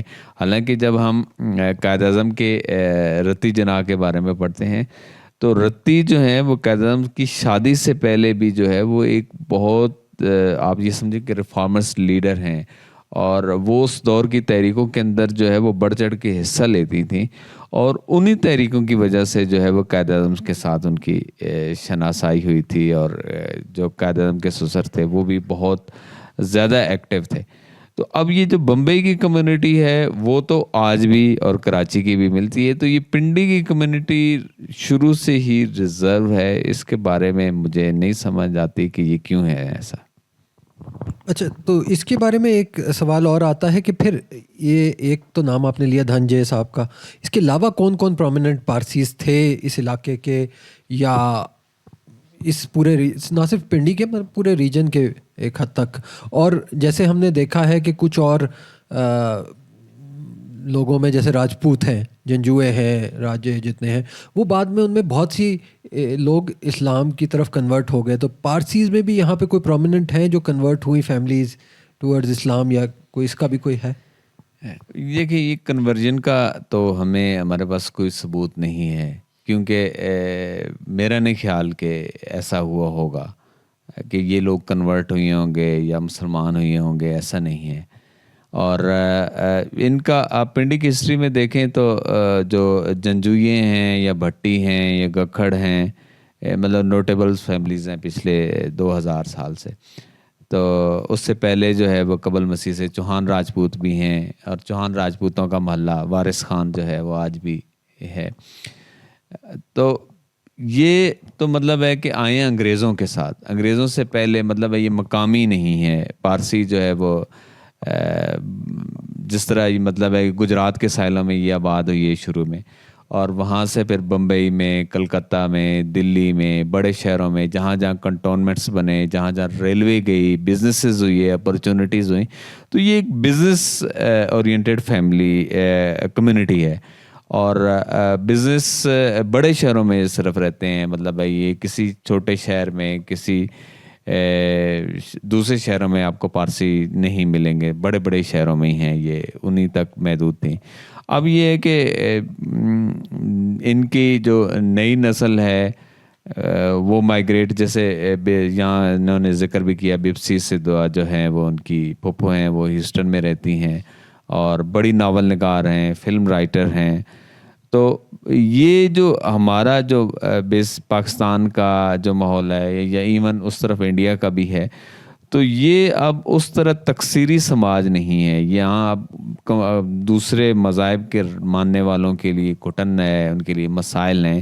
تو یہ جو یورپ ہے, جس طرح ہماری نئی نسلیں یورپ کو آئیڈیلائز کرتی ہیں, تو ان کے لیے تو زیادہ ہے کہ اس میں کہ یہ وہاں موو ہوتے ہیں, کیونکہ وہاں یہ اپنے آپ کو زیادہ سیکیور سمجھتے ہیں, آزاد سمجھتے ہیں. تو یہاں تو ان کو بہت زیادہ مسائل ہیں. میں کوئکلی ایک 2 پوائنٹس امپورٹنٹ ایڈ کر لوں گا یہاں پہ. ایک تو یہ کہ ہم نے ذکر کیا کہ 1000 سال پہلے پارسی کمیونٹی گجرات آئی تھی. اس میں ایک بڑا امپورٹنٹ پوائنٹ ہے کہ جو پاکستان کا حصہ ہے, جو انڈس ریجن ہے, یہاں پر زوریسٹین مائیگریشن ہزاروں سال پہلے ہوتی رہی ہے, جس طرح اشتر صاحب نے بتایا. पर्शियन एम्पायर का हिस्सा था, पर्शियन टेम्पल मिलता है। तो ये जो आइडेंटिटी यहाँ पे पहले थी, इसकी 3 फेजेस हैं। एक ये है ज़ोरेस्ट्रियन आइडेंटिटी जो पर्शियन एम्पायर के साथ आई, जंदयाल टेम्पल मिलता है। फिर सब कॉन्टिनेंट में, गुजरात में आपके आगे पारसी, वो फिर इवॉल्व हुए, वो एज अ पारसी बने, ठीक है। तो ये बड़ा इम्पॉर्टेंट है कि जो हमें लिंकेजेस मिलते हैं ये माइग्रेशंस के, वो 2 से 3 हैं। और एक आखिरी बात, जो आपने कन्वर्जन की बात की है, तो जो रावलपिंडी का जो रीजन है और गंधारा का रीजन है, यहाँ पे पर्शियंस थे, ज़ोरेस्ट्रियंस थे, एंड दैट इज़ बिफोर जो गुजरात वाली माइग्रेशन थी। तो कहा जाता है, अब उसको कंफर्म नहीं किया जा सकता, उस पर अभी रिसर्च होनी है, कि जो कयानी हैं, गखड़ हैं, इनके कुछ लोगों की तरफ से क्लेम्स आते हैं कि पहले ये ज़ोरेस्ट्रियंस होते थे, and then about 11th century में महमूद ऑफ गजनी के हमले के दौरान then they converted to Islam. क्योंकि जो काई है, कयानी, ये आपको ज़ोरेस्ट्रियंस में भी मिलते हैं। तो ये एक लिंकेज हो सकता है, but we can not confirm it. उस्ताद साहब, इसके साथ साथ मैं एक सवाल आपसे ये पूछना चाह रहा था कि ये हमारा जो इलाका है, जैसे हम सरज़मीन अरब के बारे में कहते हैं कि वहाँ 3 बड़े मज़ाहिब पैदा हुए उस इलाके में, वो 4-5 आप कह लें कि 3-4 मुल्क हैं आज के, उधर वो क्रिश्चियनिटी भी, जुडाइज़म भी और इस्लाम भी वहाँ पे नाजिल हुए। तो इसी तरह ये जो हमारा इलाका है, यहाँ पे भी 3-4 बड़े मज़ाहिब यहाँ पे जो है स्टार्ट हुए। बुद्धिज़्म भी इसी इलाके में स्टार्ट हुआ, इंडिया, पाकिस्तान, ईरान जो है, ये 3 मुल्क जो हैं। और इसी तरह ये सिखों का मज़हब, और इसके अलावा हमारा जो हिंदुइज़्म तो है ही वो इसी इलाके का, फिर ये जैन का जो है। तो ये जो है हमारा सारा फोकस, शायद क्योंकि हम लोग ने वहाँ का रिलीजन अडॉप्ट कर लिया, तो हमारा सारा फोकस उस जगह पे चला गया है। हमने अपने ऊपर इतना रिसर्च नहीं की कि यहाँ पे कितने बड़े बड़े मज़ाहिब जिनके बिलियंस ऑफ फॉलोअर्स हैं, हमने उस पर इतनी रिसर्च नहीं की। बाकी लोग कर रहे हैं। तो स्पेशली जो आपका इलाका है टैक्सिला, अब इसका एसोसिएशन, जैसे मुझे पता चला कि जी बुद्धिज़्म का तो हमें पता ही था, हमें पता चला कि इसका इससे भी है, जैन मज़हब से, ज़ोरोएस्ट्रियनिज़्म से भी एक ताल्लुक़ है, ज़रतुश्त मज़हब से भी। तो इसके ऊपर इतनी ज़्यादा रिसर्च क्यों नहीं हो रही? और ये कि आप जैसे लोकल लोगों का लिखना कितना ज़रूरी है, आप हो गए, सजाद साहब हो गए, कि अपने शहरों के बारे में, अपने लोकल के बारे में आप लोगों का लिखना, बाहर वाले तो आके लिख रहे हैं जो थोड़ा बहुत, लेकिन आप लोगों का कितना ये ज़रूरी है हमारे लिए कि आप जैसों को इनकरेज किया जाए इस पे लिखने के लिए। जी बहुत शुक्रिया जी। इसी बड़ा अच्छा खूबसूरत सवाल है आपका, और यही वजह है कि हमने वहाँ पे एक तंजीम बनाई हुई है, कंधारा रिसोर्स सेंटर, जिसमें हम इसी एरियाज़ पे काम कर रहे हैं। मेरे साथ ये बैठे हुए हैं सिद्दीकी साहब हैं, इफ्तिखार सिद्दीकी साहब, ये भी हमारी टीम का हिस्सा हैं। और इनके ग्रैंडफादर ने तो वहाँ पे खुदाइयों में भी हिस्सा लिया, सर जॉन मार्शल के साथ, और टैक्सिला के क्यूरेटर भी रहे हैं, तो इनकी तस्वीर भी वहाँ पे हैं। तो मैं ज़रा थोड़ा सा आपको वो इस तरह वो डेट बैक करता हूँ। असल में जो ओरिजिन हो रहा है ना जी इंसान का, वो तो आपको पता है कि जब आप ओल्ड टेस्टामेंट देखते हैं तो उसमें वो जो ईडन गार्डन था वो वहीं पे लगाया गया, और वहीं आदम और हवा को वहीं पे उनकी वो पैदाइश होती है। जो गार्ड ने, मैं इस्लामिक पॉइंट ऑफ व्यू से आपको बता रहा हूँ, तो सारे मज़ाहिब जो हैं वो उसके बाद आप देखते हैं तहजीब भी वहीं पे सुमेरियन है, कैडियन है, बेबीलोनियन है, और ये खालदियन है या कालदियन, जो वो वहीं से वो इमर्ज होती हैं और फिर वहीं से माइग्रेट होती हैं। इवन हमारे जो ड्रेविडियन है, जिन्हें हम कहते हैं कि जो वो 7000 BC में यहाँ पे आए, वो भी वहीं ईरान से आ रहे हैं। उस वक़्त इलाम सिविलाइजेशन थी जिसने उन्हें वहाँ से पुश आउट किया, तो वो अपने साथ प्रोटो जो लेकर आए ख्यालात, फिर उसी कल्चर को उन्होंने इंडस सिविलाइजेशन में आके वहीं पे उन्होंने उसकी नर्चरिंग की। और फिर बाद में जब आते हैं, जब ये कॉस्मिक चेंजेस आती हैं, वो जो गॉड की तरफ से होती हैं, जिसमें वो उसने, क्योंकि बाकी इलाकों में भी तो इंसानों को फैलाना था, तो उसमें इन्वायरमेंटल चेंजेस से जब तूफ़ान नू आता है तो 3300 कबल मसीह में, क्योंकि यही उनका टाइम है, तो वो वहाँ से दीगर लोग भी मूव करते हैं और उसमें आर्यन भी आते हैं और मुख्तलिफ दुनिया में वो फैल जाते हैं। तो मज़ाहिब असल में तो वहीं पे आए, वहीं पे वो जो गॉड की मशीनरी है, जिसे हम प्रॉफिट्स के हैं, फरिश्ते के हैं, वो सारी चीज़ें वहीं पे ओरिजिनेट हो रही हैं, और वहीं से फिर ये तख़य्युल ग्रीक्स भी लेते हैं और रोमन भी लेते हैं, और यहाँ पे इंडियन मिथ्स में भी आ जाती है। तो वो तहज़ीब भी हमारी वो भी पाकिस्तान का ही हिस्सा है, और वो भी थ्रू ईरान ही आती है। तो वहीं पे बाद में ये जो बुक्स लिखी गई वो भी यहीं पे लिखी गई, ये जिनका आप ज़िक्र कर रहे थे जी, जो 4 बुक्स हैं वो इसी इलाके की हैं। लेकिन यहाँ पे आप देखें तो कोई नबी नहीं आया, लेकिन वो कुरान तो ये कहते हैं कि यहाँ पे बशीर और नज़ीर आए हैं, वो जो आपको गाइड करते रहे हैं। फिर इसी वजह से वो जो पुराने लोग थे उनको नए आने वालों ने अपना महकूम बना लिया, दास बना लिया, जिससे वो लफ्ज़ देसी भी आप ओरिजिनेट हुआ है।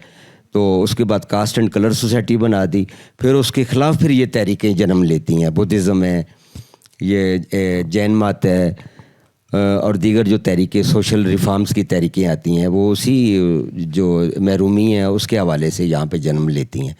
लेकिन इसका ओरिजिन वही है, उसी में ज़ोरेस्ट्रियन भी आपके आ जाते हैं, क्योंकि मुख्तलिफ़ अंबिया तो वहीं पे आ रहे हैं, और उसी को गार्ड ने भी उसमें अपने कुरान हकीम में देखा होगा कि उसी के गिर्द उनकी वो फ़िलासफ़ी घूमती है। लेकिन इसका अब आप ये देखिए कि ये जो ज़ोरेस्ट्रियन के हवाले से मैं आपको बताऊँगा कि इनकी किताब का नाम है ज़ांदा वस्ता। उसमें ये जो गंदारा हमारा इलाका है, इसको छठी जन्नत कहा गया है कि सबसे खूबसूरत 7 जन्नतें हैं ना, जन्नतुल फिरदौस जो है वो उसकी वो पीक है, तो उसमें इसको छठी जन्नत कहा गया है गंदारा को। तो वो ये सारी चीज़ें आपस में इंटरलिंक हैं, बुनियादी फ़िलोसफी भी वही है, वहीं से लेकर आ रही हैं। लेकिन वो साथ साथ वो जो ह्यूमन माइंड है वो भी अपना काम कर रहा होता है। अभी देखिए, अभी हमने वो आइन, हमारे 73 के आइन में कितनी अमेंडमेंट्स हो चुकी हैं, आप देखें अभी रिसेंटली। तो ये वक्त का वो एक होता है, जबर होता है, जिसके तहत ये चीज़ें मूव करती रहती हैं। लेकिन साथ साथ रिफॉर्म मूवमेंट्स भी हैं जो अपना काम कर रही हैं। थैंक यू जी। मेरा वो ज़रा डिफरेंट टाइप का ओपिनियन होता है।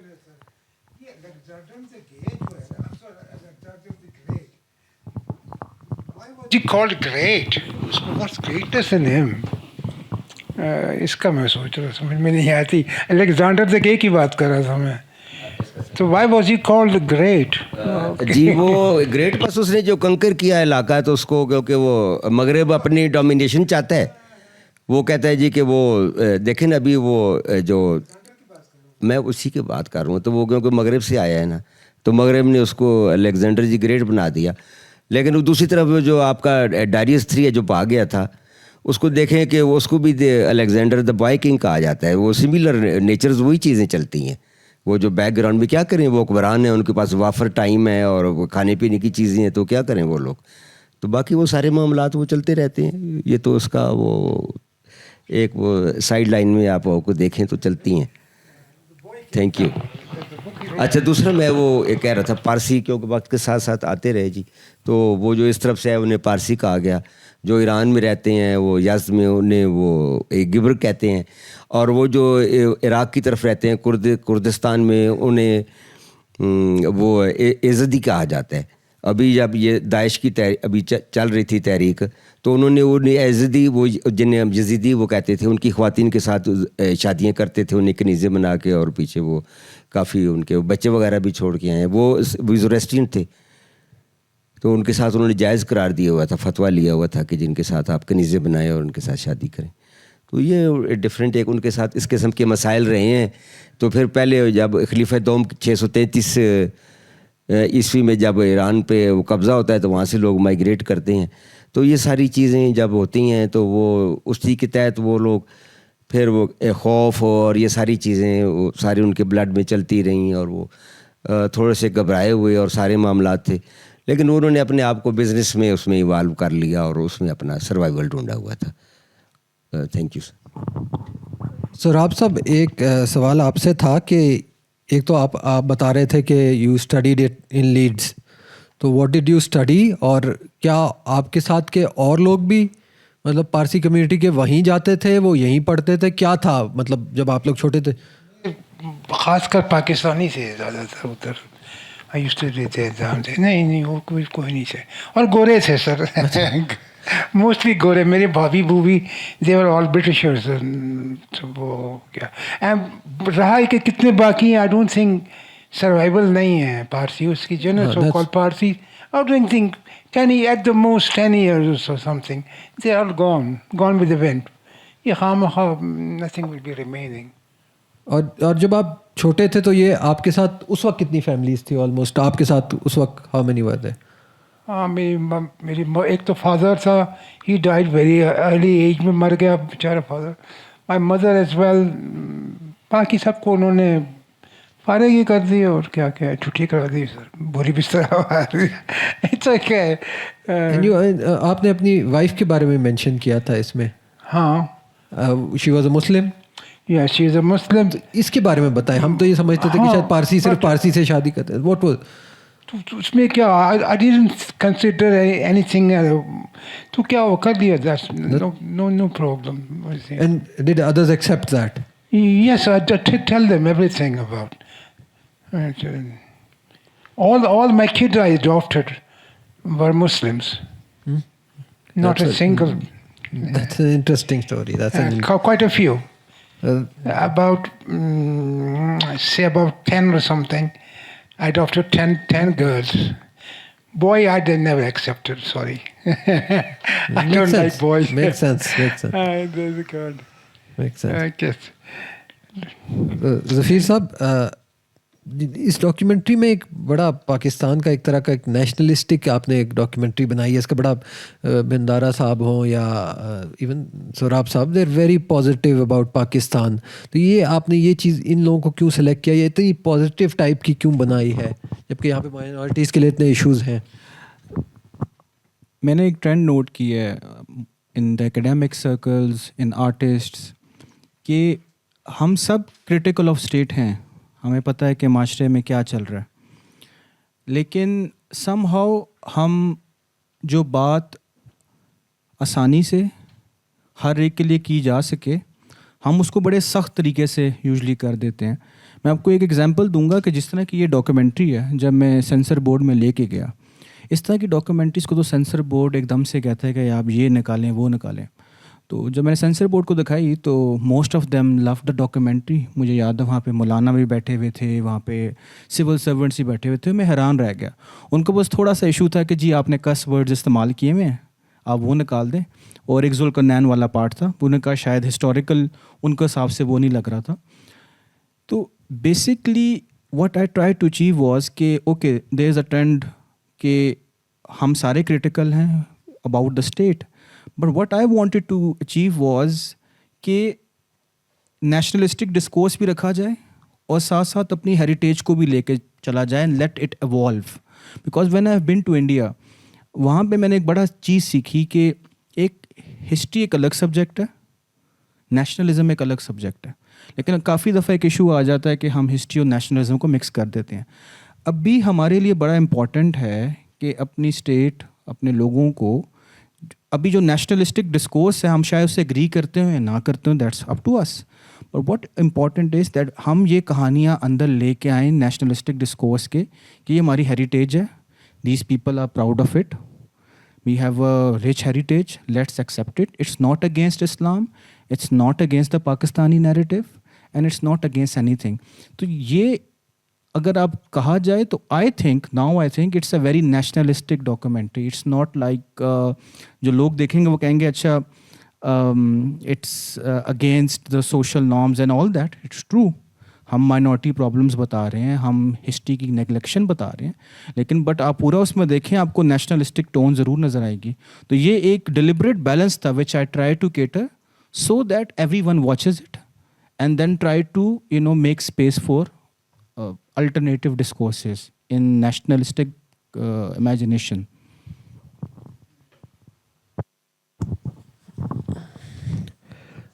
سجاد صاحب, یہ راولپنڈی ہے اور ان اسپیسیفکلی بٹ پورا پوٹوہار کا ریجن جو ہے, we can take it all the way to Jhelum اور چکوال تک, یہ ایک بڑا رچ ہے اس کی ہسٹری, اور اس کو ہم ایک side of cradle of civilization کہہ سکتے ہیں اس ایریا کے مطابق. جیسے وہاں ہم بیبلون کے بارے میں بات کرتے ہیں, انڈس ویلی سویلائزیشن, وہ سون ویلی کا ایریا, وہ سارا, یہ گندھارا سے بھی اس کا ہے, اس کا مطلب بدھزم سے بھی ہے اس کا، زرتھشت کے مذہب سے بھی اس کا بہت گہرا تعلق ہے، اور پھر اس کے بعد بھی یہاں پہ بہت سی امپورٹنٹ ایونٹس ہوئے ہیں اس علاقے میں. تو اس کے اوپر ہم فردر کیوں نہیں اس طرح ہمیں مواد ملتا جتنا ایجپٹ کے بارے میں ملتا ہے یا بیبیلون کے بارے میں ملتا ہے؟ اور دوسرا یہ کہ اس کی امپورٹنس بتائیں کہ کتنی ہے.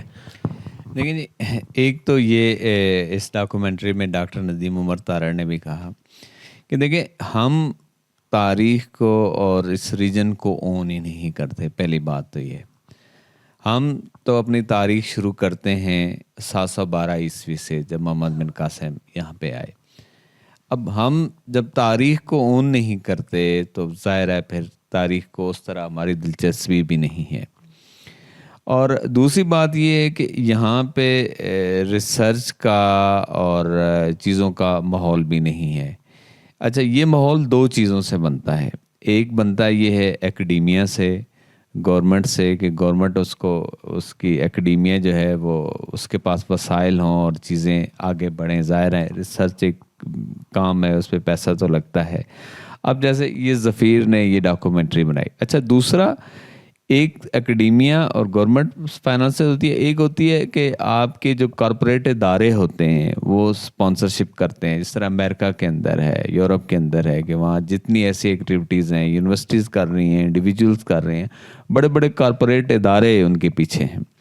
اب یہاں آپ ظفیر بٹ سے ہی پوچھ لیں کہ انہوں نے پارسیوں کے بارے میں ایک ڈاکومنٹری بنائی ہے، تو کیا یہاں جو مری بروری پارسیوں کی کمپنی ہے سب سے، اور یہ اس ریجن کی سب سے بڑی کمپنی ہے اور سب سے بڑا ٹیکس پے کرنے والی کمپنی ہے، تو کیا مری بروری کا جو CSR ہے، کارپوریٹ سوشل رسپانسبلٹی سیکٹر ہے، کیا انہوں نے ان کو سپانسر کیا؟ نہیں کیا. تو یہ کلچر ہی بنیادی طور پہ نہیں ہے. اب جب ہم یہ کہتے ہیں کہ مسلمان تو وہ جو ادارے ہیں وہ کہیں گے یار یہ تو کہیں کافروں پہ بن رہی ہے. اب مسئلہ یہ ہے کہ ہمارا کلچر ایسے ہو سکتا ہے کہ یہاں اگر کرسچنز کو فارم چلا رہا ہے کارپوریٹ ادارہ تو وہ بھی ویسا ہی ہے، کو پارسی چلا رہے ہیں تو وہ ان کی سوچ بھی ویسی ہے. تو ایک تو یہ وجہ ہے کہ جس کی وجہ سے نہیں آئی. دوسری وجہ اب یہ آپ نے کہا کہ اس کی پوٹھوہار جو ہے وہ بہت رچ ہسٹری ہے. ایک تو گندھارا جو ہے، اور میں تو کہتا ہوں کہ یہ جو سواں ہے یہ انڈس کی ماں ہے. مطلب ہے کہ انڈس بہت بات کی بات ہے. اس کے بیچ میں میں ایک بات کہہ دوں کہ جس طرح آپ نے یہ بولا کہ کوئی فنڈ نہیں کر رہا، تو کیا اس کی یہ وجہ بھی ہے جیسے جاپان ہے، وہاں بہت سے بدھسٹ ہیں تو وہ ابھی بھی بدھزم کی چیزوں کے لیے وہ فنڈنگ پرووائڈ کرتا ہے یہاں پہ ریسرچ کے لیے اور سب چیز کے لیے، کیونکہ اس مذہب کا کوئی ملک نہیں ہے ایسا، تو شاید اس وجہ سے بھی کوئی ملک اس کی فنڈنگ نہیں کرتا، کیونکہ کسی ملک میں بھی اس طرح یہ اتنے پرومیننٹ نہیں ہے. تو کیا یہ وجہ بھی ہے؟ یہ وجہ مثلاً آپ دیکھیں گے گندھارا کو دیکھیں گے، بدھزم جاپان ہے، چائنا ہے، تھائی لینڈ ہے، یہ جو ملک ہیں کنٹریز ہیں. تو ٹیکسلا میں گندھارا جو ان کا جس کے لیے ہم یہ کہتے ہیں کہ بدھزم کا، وہ بھی مکہ اور مدینہ ہے. تو مالک اشتر صاحب گراؤنڈ پہ میں نے پچھلے 30 سالوں میں ان سے زیادہ متحرک اور زیادہ کام کرتے کسی کو نہیں دیکھا. تو آج تک کسی ڈونر ایجنسی نے مالک اشتر صاحب کو نہیں ڈھونڈا ہے. اب یہ جو مسئلہ ہے نا اس ملک کے اندر کہ یہاں جو ڈونرز ایجنسی ہیں وہ خاص طرح کے لوگوں کو ایک بن گیا، مافیا بن گیا، جو ایک ہی اسٹیریو ٹائپ لوگ ہیں، ایک ہی اس چکی میں گھوم رہے ہیں اور ان لوگوں تک ایکسیس کرتی ہیں. وہ فنڈ لاتے ہیں، وہ فنڈ کو سپینڈ کرتے ہیں، آگے اس کا امپیکٹ کیا ہوا ہے، کیا وہ ریئل لوگ تھے بھی نہیں. یہ ایک بہت بڑا ایشو ہے اس ملک کے اندر کہ یہاں پہ خاص طرح کا، جس طرح ہم کہتے ہیں نا کہ شوگر مافیا ہے جی، فلاں مافیا ہے. تو یہ جو ریسرچ اورینٹڈ ادارے ہیں یہ بھی ایک مافیا کی شکل اختیار کر چکے ہیں، اور یہ بھی اسٹیریو ٹائپ، صرف فنڈنگز لینا، سپینڈ کرنا، اس کا امپیکٹ کیا ہو رہا ہے اور کیا وہ اتنی ڈیپ ہے بھی یا نہیں ہے. تو یہاں جو ہے نا اس مسئلے پہ خاصے مسائل ہیں. یہاں پہ شراز صاحب بیٹھے ہوئے ہیں، بڑے سینئر جرنلسٹ ہیں، اور ان کا بڑا کام ہے پنڈی پہ، اور پنڈی پہ اور اس کی ہسٹری پہ انہوں نے بہت ڈاکومنٹس کیے ہیں، بہت لوگوں سے یہ رابطے میں ہیں انڈیا کی طرف، اس کی ادھر کی فیملیز کے ساتھ. اور ابھی بھی ان کے آپ سوشل ہینڈل دیکھیں تو اس میں بہت زیادہ کام ان کا یہ متحرک نظر آتے ہیں. تو یہ بھی یہ بتا سکتے ہیں ان چیزوں پہ کہ انٹرسٹ جو ہے یہاں پہ سرکار کو بھی نہیں ہے اور کارپوریٹ اداروں کو بھی نہیں ہے. تو چند ایک دیوانے مالک اشتر صاحب جیسے, شیراز حیدر صاحب جیسے, ہمارے جیسے ویسے ہی پیدا ہو جاتے ہیں جو کرتے رہتے ہیں کچھ. ماحول کوئی نہیں ہے, بس ایسی دیوانگی ہی ہے سمجھیں. اشتر صاحب, یہ جو علاقہ ہے اس کے بارے میں آپ نے ظاہر بات اتنی ریسرچ کی ہے اور کام آپ نے یہاں پہ اتنے سالوں سے کیا ہے, other than your own job, آپ جو جاب کرتے تھے اس کے علاوہ یہ تو آپ کا اپنا پرسنل پیشن ہے. تو یہ جو جگہ ہے اس کو اب پروموٹ ہم کس طرح کر سکتے ہیں؟ اسپیشلی جیسے آپ نے کہا کہ ریلیجس ٹورزم ادھر ہو سکتا ہے کیونکہ یہ بودھزم کا تو ہے ہی ہے, باقی مذاہب سے بھی اس کا ایک تعلق ہے. تو اس کے بارے میں تھوڑا بتائیں, اور یہ بتائیں کہ یہ بودھزم پہ تو ہمیں بہت کچھ پتہ چلتا ہے کیونکہ یہاں پہ جاپانی بھی ریسرچ کر رہے ہیں, تھائی بھی, چائنیز بھی, جو بھی وہ کر رہے ہیں, کچھ نہ کچھ ان کی ریسرچ خود بھی وہ لوگ آ کے کر رہے ہیں, محنت کر رہے ہیں. لیکن یہ جو زرتشت کا جو مذہب ہے یہ اس سے کتنا پرانا ہے؟ How many years before that predate کرتا ہے اس ریجن میں؟ جی بہت شکریہ. آپ اگر ان کو دیکھیے تو یہ 599 میں آتے ہیں BC میں زرتشت ان کی پیدائش ہے, اور ادھر 576 میں 563 میں یہ بدھا کی برتھ ہو رہی ہے جی, لمبینی وہاں پہ نیپال میں. تو آلموسٹ جو پیریڈ ہے وہ ان کا وہ ریزمبل کر رہے, وہ تو ایک جیسے ہی, کیونکہ وہ جو مختلف علاقے میں جو سوچ ٹریول کر رہی ہوتی ہے وہ سملر نیچر کی ہوتی ہے. تو کیونکہ یہ بھی وہیں سے آئے اور آپس میں ان کے وہ بزنس ایکٹیویٹیز اور سارے معاملات چل رہے تھے, تو وہ سوچیں بھی ظاہر ہیں اور وہ بھی اسی طرح ہی موو کر رہی تھیں. تو میں جس طرح کہ آپ کہہ رہے ہیں کہ یہاں پہ ہم ٹیکسلا کی پروموشن کے حوالے سے یا اس کا وہ ہمیں کیا کرنا چاہیے, تو ایک تو سب سے بڑا کچھ پاکستانی قوانین بھی ایسے ہیں.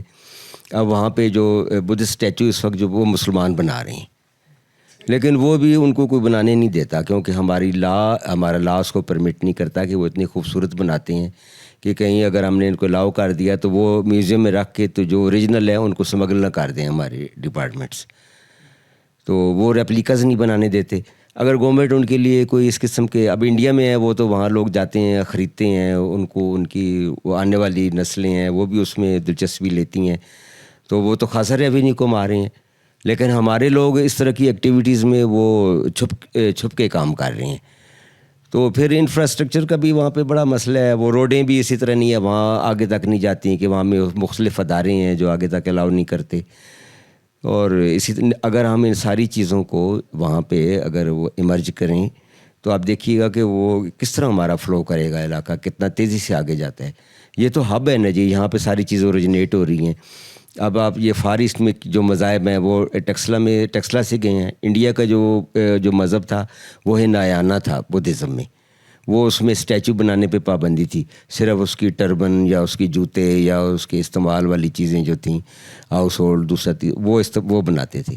لیکن مہایانا جو یہاں پہ وہ انہوں نے کنوین کی یہاں پہ کونسلز, اور انہوں نے کنشکا کے ایرا میں جو اراؤنڈ کرسچین ایرا میں ہی بنتا ہے تو اس نے الاؤ کیا, اور یہاں پہ یہ اسٹیچو بننے شروع ہوئے اور وہ ساری دنیا میں بدھزم پھیلا ہی اس علاقے سے ہے. یہ فار ایسٹ سب سے بڑے ڈونرز ہمارے یہ جاپان کیوں ہیں, کیونکہ ہم نے ان کا مذہب یہاں سے گئے. کوریا کا جو وہ ہے جو جس نے وہاں پہ مذہب پھیلایا وہ یہاں کی ٹیکسلا کی یونیورسٹیوں کا کوالیفائڈ تھا. چائنا میں جو مذاہب گئے ہیں وہ بھی ٹیکسلا سے رہنے والے منکس تھے. تو بدھزم کسی زمانے میں تو بڑی ڈومینیٹنگ وہ ایک ریلیجن تھا, 1000 ایئر تک اس نے رول کیا.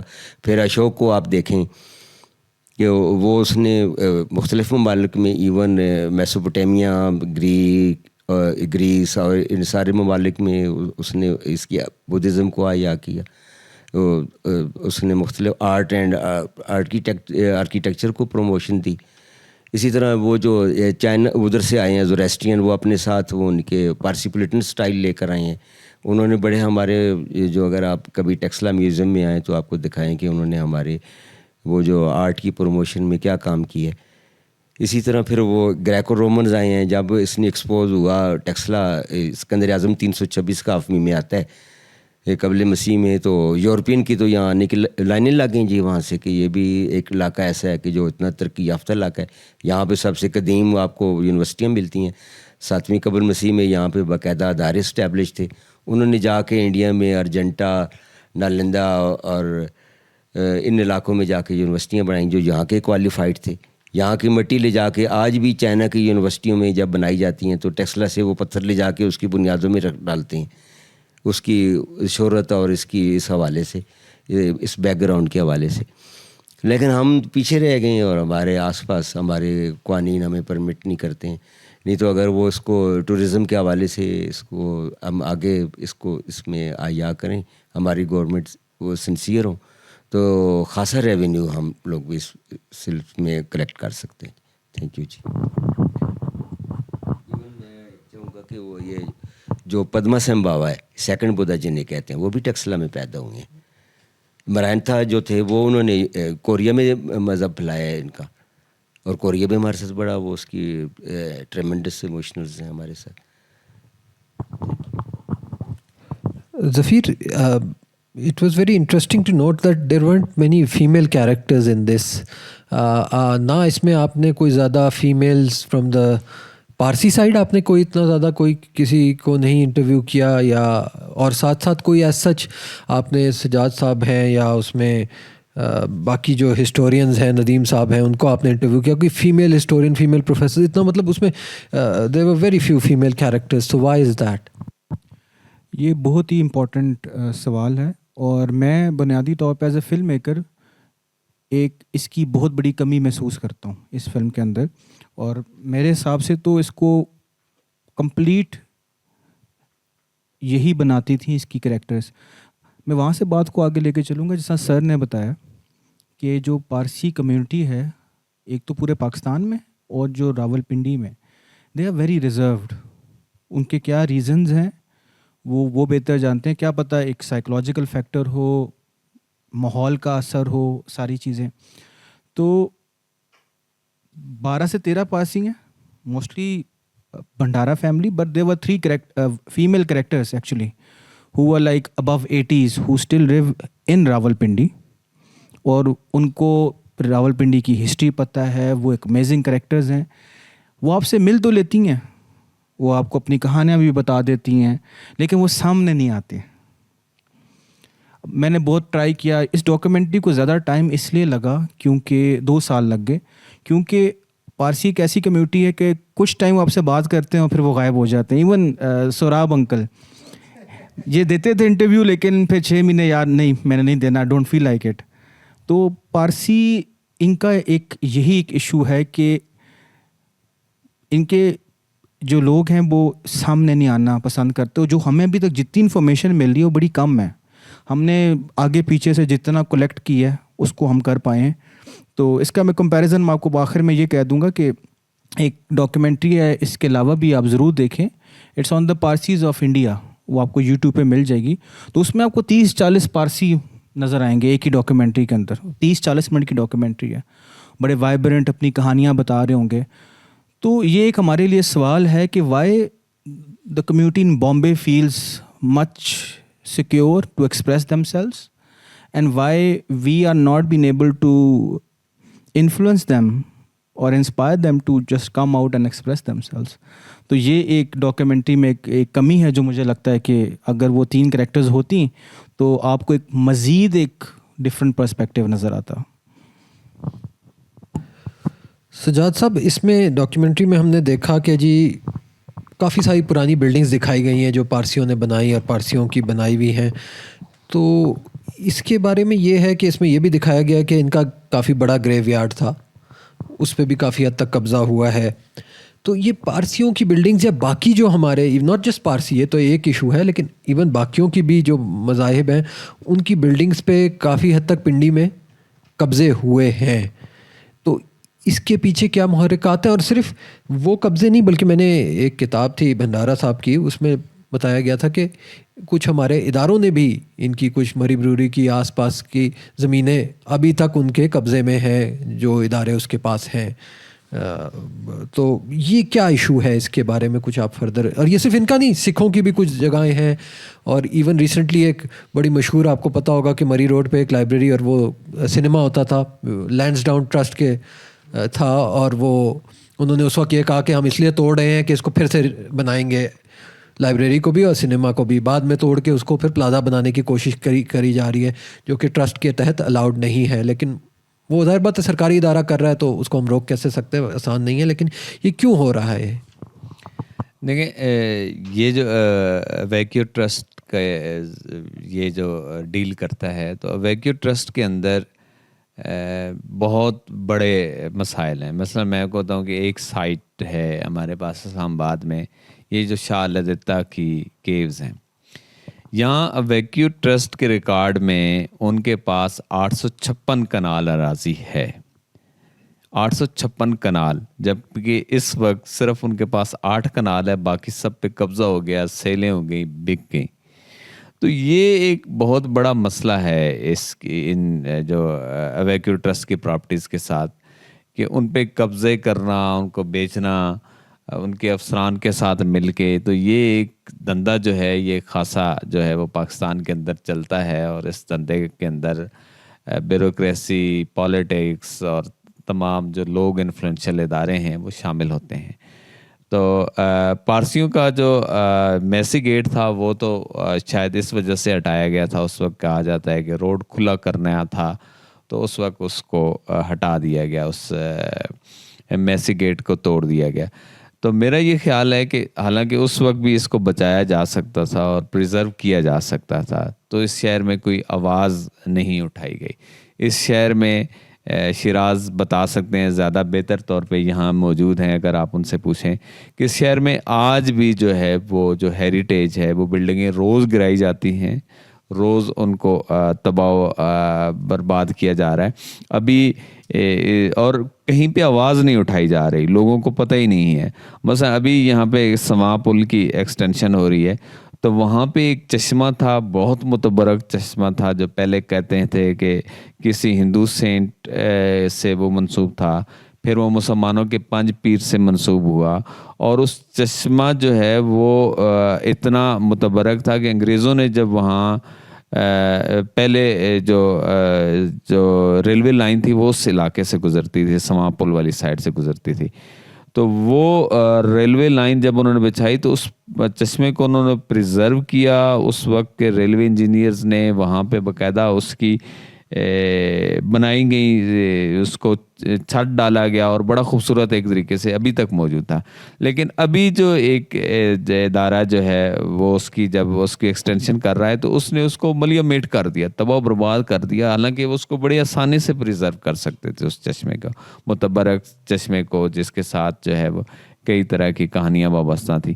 تو یہ تو آج تک جو ہے وہ اس ہمارے اداروں کا مسئلہ یہ ہے کہ انہیں یہ جو ہیریٹیج ہوتا ہے, یہ جو ورثہ ہے ہمارا, اس کی بالکل قدر بھی نہیں ہے, اور اس کی کوئی انہیں وہ شعور بھی نہیں ہے کہ یہ ورثہ کیا چیز ہوتی ہے. لیکن اور گورنمنٹ کے جو ادارے ہیں اس ورثے کے تحفظ دینے کے لیے, وہ بھی بس صرف اپنی نوکریاں بچانے کی حد تک اور اپنی مراعات لینے کی حد تک کام کر رہے ہیں, باقی عملی طور پہ ان کا کوئی کام نہیں ہے. تو میں چاہوں گا شیراز صاحب اگر آپ آئیں اور اس حوالے سے کچھ بتائیں, آپ کا چونکہ خاصا کام ہے گراؤنڈ پہ.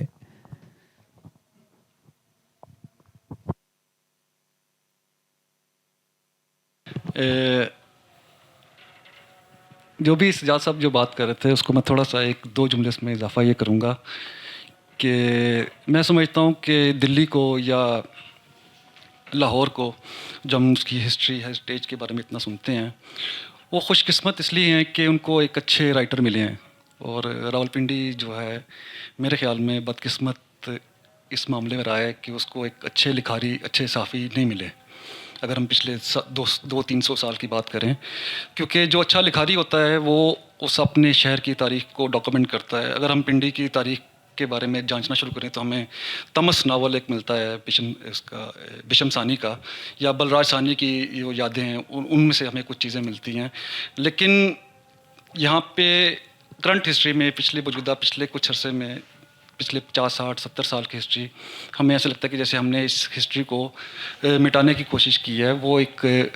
وہ اس کے نشانات، وہ اس کی کہانیاں ہمیں پنڈی کی نہیں ملتی سننے کو. اس کی ایک وجہ، کچھ اور وجوہات بھی ہیں، جس کی ایک ٹیکنیکل وجہ تو یہ بھی ہے کہ یہاں پر ظاہری بات ہے کہ زیادہ پاپولیشن ہندو اور سکھس کی تھی، جو کہ شہر سے مائگریٹ کر گئی، اور بعد میں آنے والے جو لوگ تھے ان کو ظاہری بات ہے ان کی شہر کے ساتھ اس طرح وہ جڑت نہیں بن سکی پچھلے 75 سالوں میں، جو ایک بننی چاہیے تھی، جسے ہم کہتے ہیں کہ شہر کو آن کرنا اور شہر کو اپنانا اور اس کے بارے میں لکھنا، جو کہ ہمیں دلی اور لاہور میں ملتا ہے.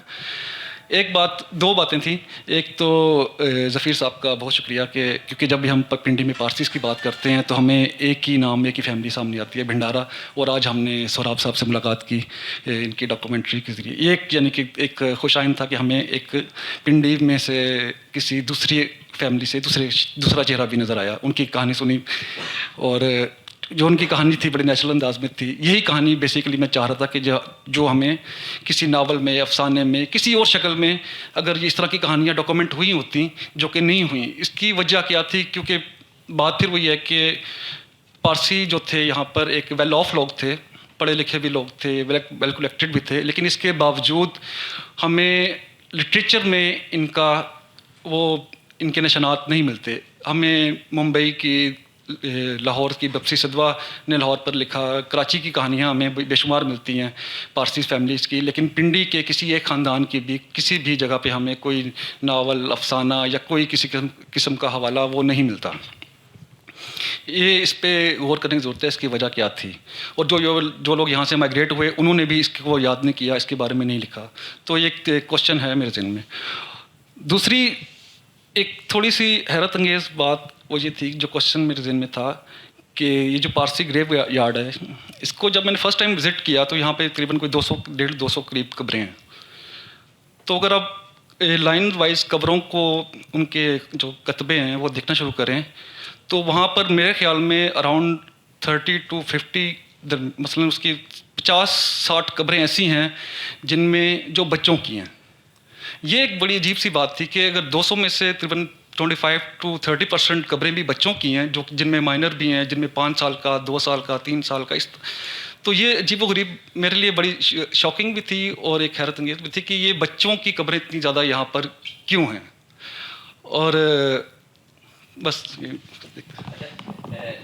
اس حوالے سے میں آپ کو بتاؤں کہ جو اسپینش فلو کی وبا آئی تھی 1919 اور 18 میں، تو اس میں پنڈی ڈویژن کے اندر اور پنڈی شہر کے اندر بھی بہت زیادہ اموات ہوئی تھی. مطلب اتنی کرونا میں تو ابھی بہت کم ہوئی اس حوالے سے. تو اس زمانے میں بہت لوگ مرے ہیں اور اس میں بچے اور عورتیں بھی بہت تھیں. تو شاید میرا خیال ہے کہ وہ ایک وجہ ہو. اس میں جو ہمیں ہسٹوریکل تو کوئی ایویڈنس نہیں ملتا. ہمیں جو سب سے امپورٹنٹ اس کی ایک وجہ ہو سکتی ہے، اور جو میں ڈاکیومنٹری میں بھی کور کرنا چاہتا تھا لیکن وہ نیریٹو کا حصہ اس طرح سے نہیں بن پائی، وہ بیسکلی یہ ہے کہ جو پارسی کمیونٹی ہے نا، اٹس اے کمیونٹی جس کا اصول ہے، ریلیجس بھی ہے اور کلچرل بھی ہے کہ آپ نے شادی آپس میں کرنی ہے. اگر آپ شادی لڑکی ہو یا لڑکا ہو باہر کرو گے تو آپ کا ریلیجن اینڈ ہو جائے گا. اور اس میں خاص طور پہ آپ کو سب سے بیسٹ ایگزامپل کیا ملتا ہے کہ کمیونٹی کتنا غصہ ہوتی ہے اگر آپ باہر شادی کرو. تو مسٹر اینڈ مسز جناح پڑھ سکتے ہیں آپ شیلا ریڈی کی، کہ کس طرح اصل میں رتی جناح کو زیادہ ڈپریشن کیوں ہوا تھا، because ساری کمیونٹی نے ان سے بوائے کاٹ کر لیا تھا فار میرینگ جناح. تو یہ جو آپس میں شادیاں کرتے ہیں بہت زیادہ، ٹھیک ہے، اس کی وجہ سے there have been a lot of fertility problems.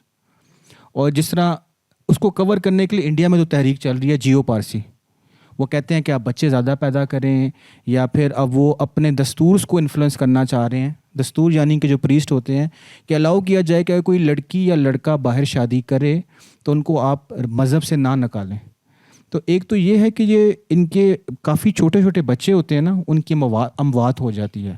تو یہ ایک وجہ شاید ہو سکتی ہے جو ان بریڈنگ کا ریزن ہے، کہ جس کی وجہ سے ہمیں یہ بچوں کی قبریں کافی ملی. اور سر بتا رہے ہیں اسپینش فلو کے بھی ایک ریمننٹس ہو سکتے ہیں.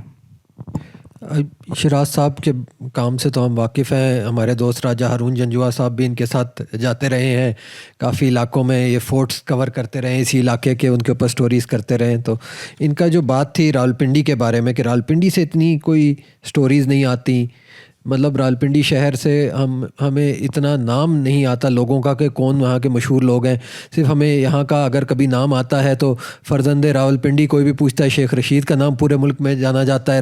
تو یہ شہر اس کی وجہ سے یا تو مشہور ہے, یا یہ جو آرمی چیف یہاں سے پروڈیوس ہوئے ہیں, جو یہاں پڑھے ہیں, جنرل باجوہ ہو گئے, یا جو ابھی کے آرمی چیف ہیں وہ یہیں پڑھے لکھے ہیں, تو ان کی وجہ سے یہ مشہور ہے. لیکن یہاں کی جو امپورٹنٹ پرسنالٹیز ہیں ان کا نہ نام آتا ہے اس طرح سے, اور نہ ادھر کے کوئی کلچرل جو لوگ ہیں, جو ڈرامہ آرٹسٹ ہیں, ٹی وی آرٹسٹ ہیں, یا پینٹرز ہیں, ان کا اتنا نام یہاں پہ آ رہا ہے.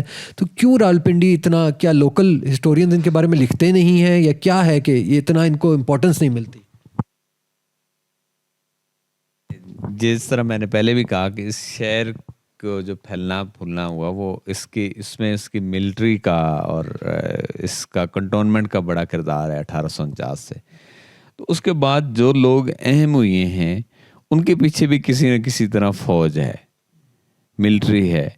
آپ یہ دیکھیں کہ وہ چاہے پارسی ہوں, وہ چاہے سکھ ہوں, وہ چاہے ہندو ہوں, اور پارٹیشن سے پہلے تو وہ سارے وہ لوگ تھے جو کسی نہ کسی طرح فوج سے وابستہ کاروباروں سے منسلک تھے. تو اس کے بعد بھی چونکہ جنرل ہیڈ کوارٹر ہے اور یہ جو پارٹیشنز ڈاکومنٹس ہیں ان کے اندر تو یہ بھی مطلب ہے کہ لکھا ہوا ہے کہ مسلم لیگ نے یقین دہانی کرائی تھی کہ پاکستان کے قیام کے بعد جو دارالحکومت ہوگا وہ پنڈی ہوگا. تو اور اس کی ملٹری امپورٹنس کی وجہ سے, چونکہ ایک یہ بھی ہے کہ انگریز جو ہے وہ چاہتے تھے کہ جو خطرہ ہے وہ رشیا کی طرف سے ہے, تو یہاں پہ جو دارالحکومت اور فوج کا ہیڈ کوارٹر ایک جگہ پہ ہونا چاہیے. تو پاکستان بننے کے بعد جو لیڈرشپ آئی ہے آپ اس میں جو ہے وہ چونکہ فوج کا سیاست میں ایک کردار ہے, تو لیڈرشپ میں بھی اس کا جو ہے وہ جھلک نظر آتی ہے اس شہر پہ. اور اس شہر کی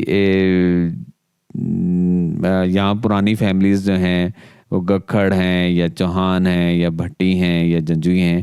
تو جنجوئے میں آج بھی راجہ بشارت ہیں ان کی فیملی سے, اور گکھڑوں میں بھی ہیں, کیانی ہیں, متحرک ہیں.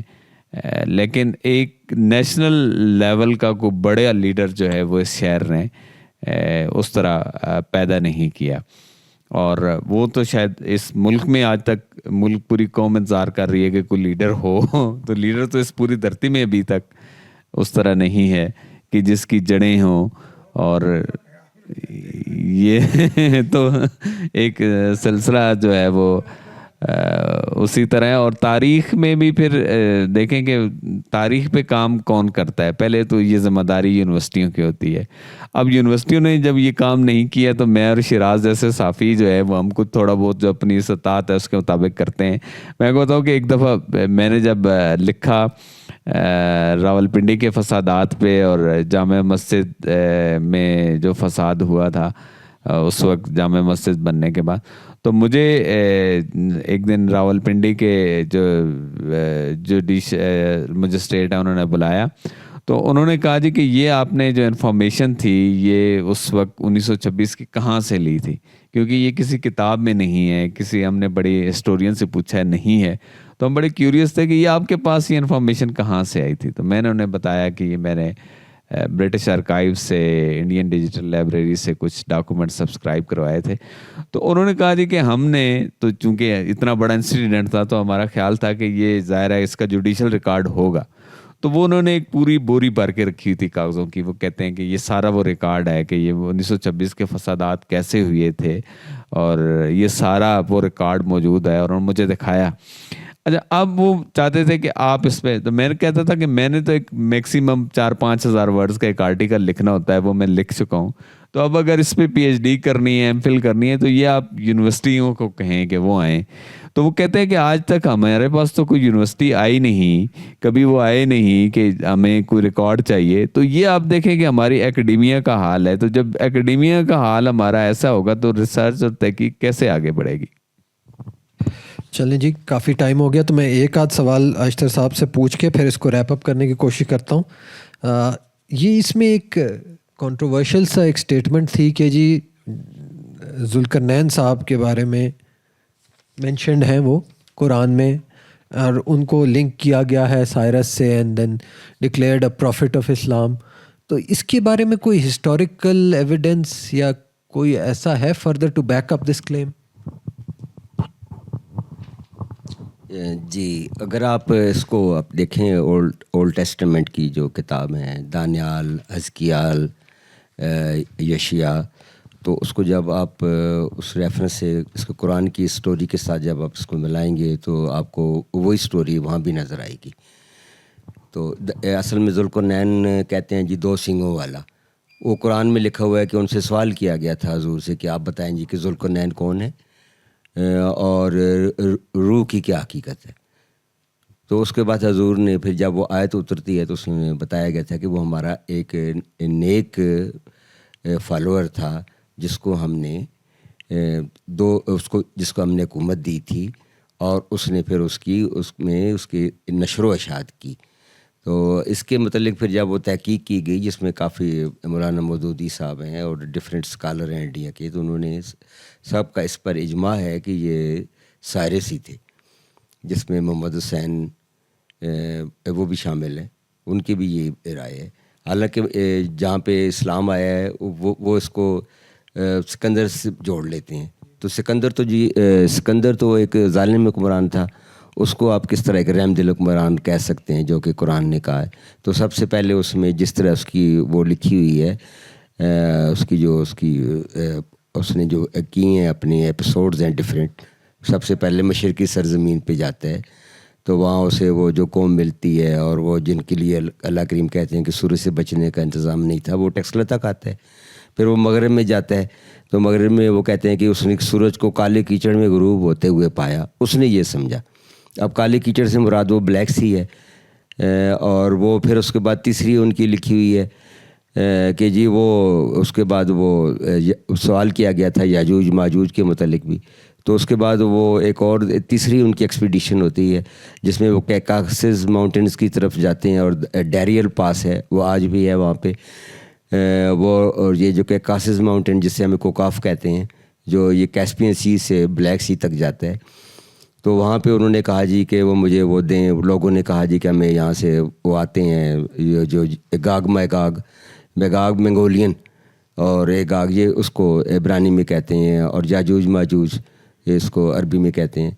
تو اس نے کہا جی کہ مجھے آپ دیں، یہاں اس کو میں فل کرتا ہوں سٹون اور اس کے اوپر میں وہ اس کا آئرن کا وہ جو مولٹن ڈالوں گا اور اس وقت معلوم تک رہے گا جس طرح قرآن کی آیت چلتی ہے. تو وقت معلوم سے مراد یہ ہوتا ہے کہ ہر چیز کی ایک لائف ہوتی ہے، ایک پیریڈ ہے جس میں اس کے بعد زنگ لگ گیا اور وہ ختم ہو گئی. وہ آج بھی موجود ہے. تو یہ 3 ایپیسوڈ آپ کو اس میں ملتی ہیں جب آپ جاتے ہیں اس میں. لیکن چوتھی بھی اس کی تھی ایک، کیونکہ وہ ایکسپیڈیشن اس کے متعلق سوال نہیں کیا گیا تھا، وہ اس نے بیت المقدس کی تعمیر کی تھی. اور بخت نصر وہ جو اس وقت عراق کا حکمران تھا وہ وہاں سے اس وقت کے فلسطینیوں کو لے کر آیا تھا یہاں پہ، جنہیں ہم یہودی بھی کہتے ہیں. تو اس میں حضرت عزیر اور حضرت دانیال علیہ السلام بھی تھے، وہ بھی ان کے ساتھ آئے تھے جنہیں قیدی بنا کے یہاں لایا گیا تھا. تو پھر اس نے ان کو آزاد بھی کرایا اور ان کی بیت المقدس کی تعمیر بھی کی. اب یہی چیز جب وہ جو آپ دیکھتے ہیں وہ جب ہسٹری میں جاتے ہیں تو سائرس کی یہی ایپیسوڈز اسی طرح لکھی ہوئی ہیں. اس کے سن کی نشاندہی بھی وہی ریزمبل کر رہی ہے، ساتھ ساتھ وہی پیریڈ ہے. تو اسے سوال تو انہوں نے کیا تھا کہ جی وہ اس طرح کی سٹوری چلتی ہے. جب آپ اس کو دانیال کے ساتھ دیکھتے ہیں اس صحیفے میں، تو وہ میڈیز اور فارس کے 2 جو علاقے تھے جہاں پہ جس کو اکٹھا کر کے سائرس نے قبضہ کیا اس پہ. تو اس لیے اس کو پرانا ان کی بکس میں بھی یہی لکھا ہے کہ ایک جی وہ ایک شیپ آئے گا، ایک وہ 2 سینگوں والا آئے گا جو آپ کو آزاد کرائے گا. اور وہ اسی حوالے سے اس کو وہ ذوالقرنین کہتے تھے. تو اس میں دانیال نے وہ خواب دیکھا جی کہ ایک بکرا ہے وہ زمین پہ سینگ مارتا ہے، وہ پہلے مشرق میں چلا جاتا ہے، پھر مغرب میں چلا جاتا ہے، پھر ایک تیسرا بکرا آتا ہے جو جس کا سینگ بلند ہوتا ہوتا آسمان تک چلا جاتا ہے. تو وہ اس سے مراد وہ اس کو مار ڈالتا ہے. تو اس سے مراد یہی تھی یہ جو ان کی سلطنت تھی, یہ خمینین امپائر تھی, تو وہ جب بڑھتے وہ تو خوب بڑی فلرش ہوئی, لیکن جو تیسرا بکرا جو جس کی وہ ریزمبل کیا گیا ہے, وہ اس میں پرسونیفائی کیا گیا ہے, وہ تھا یہ سکندر اعظم, جس نے آ کے ان کی سلطنت ختم کی اور اس کو لیپس کیا. تو یہ ساری چیزیں جب آپ اس ہسٹوریکل بیک گراؤنڈ سے دیکھتے ہیں تو پھر آپ کو وہ چیزیں اس میں منطبق ہوتی ہوئی نظر آتی ہیں. تھینک یو جی. میرا لاسٹ کویشچن سوراب صاحب سے ہے کہ یہ پارسی کمیونٹی پنڈی کی اتنی ریزروڈ کیوں ہے؟ جیسے آپ نے خود کہا کہ یہ کچھ عرصے میں 10-15 سال میں ختم ہو جائے گی, تو کیوں آپ نہیں چاہتے کہ اس سے پہلے ہم ڈاکیومنٹ کر پائیں یہ کچھ فائدہ نہیں. You can't do anything. You are an optimist. I am sorry, it's near. لیکن ڈاکیومنٹ تو کر جوا بھی کہنا چاہیے اس پہ کہ کب ختم ہو جائیں گے, اس پہ وہ لگانا چاہیے نا. برائبنگ کرو کہ شاید بچ جائے, مگر آئی ڈونٹ تھنک سو. نہیں سر, آپ بڑے آپٹیمسٹ ہیں. I'm sorry for that. نہ بھی بچے تو اس کو ڈاکیومنٹ تو کریں, ہم آپ سے پوچھ سکیں. سر میں نے بڑھاپے میں چوٹ ہے نا, بڑا بڑا ہوتا ہے. ٹھیک ہے نا سر, بڑھاپے کے اندر چوٹ ہے نا, وہ مجھے نہیں چاہیے. چلے میں ایڈ کرنا چاہوں گا کہ یہ بڑی خوبصورت بات کی انہوں نے کہ وہ یہ جو ان کی تھی انٹر میرجز کی وجہ سے ان کی وہ جو فلرشن نہیں ہو پا رہی آگے, جو اس میں کئی بیماریاں آ گئی ہیں. لیکن اب ہم یہودیوں کو دیکھتے ہیں تو انہوں نے فلپائنی خواتین سے شادیاں کرنا شروع کر دی ہیں. یہی وجہ تھی کہ ان کی وہ جو آبادی ہے وہ بھی کم ہو رہی تھی. وہ بھی کسی کو کنورٹ نہیں کرتے اور نہ باہر وہ شادیاں کرتے ہیں. تو اس طرح کی وہ اب ان میں بھی وہ ماڈرن وہ چیزیں آ رہی ہیں. دیکھیے وہ, لیکن یہ ایسے ایسا کنورٹ بھی ہو رہے ہیں اسلام کی طرف, جس طرح سر بھی ہیں وہ بھی. تو وہ اس میں یہ ہے کہ اچھے وہ خوبصورت طریقے سے جی جی سب مسلموں کو میں نے اڈاپٹ کرایا. ہاں, that beautiful. And I never consider کہ وہ کون سا مذہب کا ہے کیا نہیں ہے. دے نو اٹ, اٹس اوکے. تو میرا بچپن میں ہوتا بھی کیا کر دیتا, وہ گنجا لولا بیٹھا ہوتا کرتا رہتا. وہ کیا ہوا؟ Really not trying to be funny, you know. ٹھیک ہے, that's the best thing I did. بہت اچھا. There's one small thing that I wanted to point out کہ اس میں ایک بڑا اچھا سا ریکریشن ماڈل تھا ٹیمپل کا, 3D ماڈل. تو that has not been properly attributed. وہ ہمارے دوست عمیر یہاں بیٹھے ہیں, انہوں نے بنایا تھا. I hope that will be rectified in the future. And if there are any questions from the audience تو ایک دو سوال کر لیں, پھر کافی لیٹ ہو گئے تو پھر ہم. السلام علیکم, حسین امین ہیئر. سوالات آپ نے اتنے کر لیے کہ ہمارے لیے گنجائش نہیں چھوڑی. کامنٹ ہے, very eye opening remarks by Sohrab صاحب. آپ اور اسپیسیفکلی ظفیر بٹ اینڈ اوشتر صاحب, آپ کو میں مسٹ کمنڈ یور ورک. اور آپ کو جیسے پارسیز ہیں, they are very limited in number. The same I think you should make a documentary forgotten memories Baha'is of Pakistan.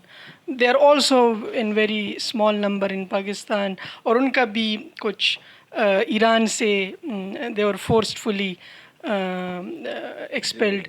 تو اس پہ بھی آئی ہوپ کہ آپ کام کریں گے. اور thank you so much for the. بھائی جو ہے نا, جی بھائی جو ہے very better position, they are okay. اصل جو مارے جائیں گے نا, زرتشتی مارے جائیں گے سر. بھائی نہیں, بھائی جو ہے نا, آپ کو پتہ ہے کتنے امریکہ کے کتنے بھائی ہیں وہاں پر بھرے پڑے ہیں sir. Thousands of them they went there.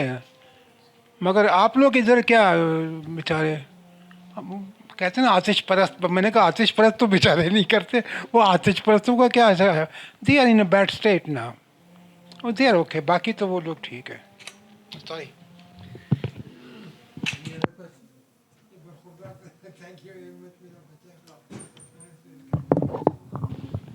I think then we can conclude this session. Thank you everyone for coming.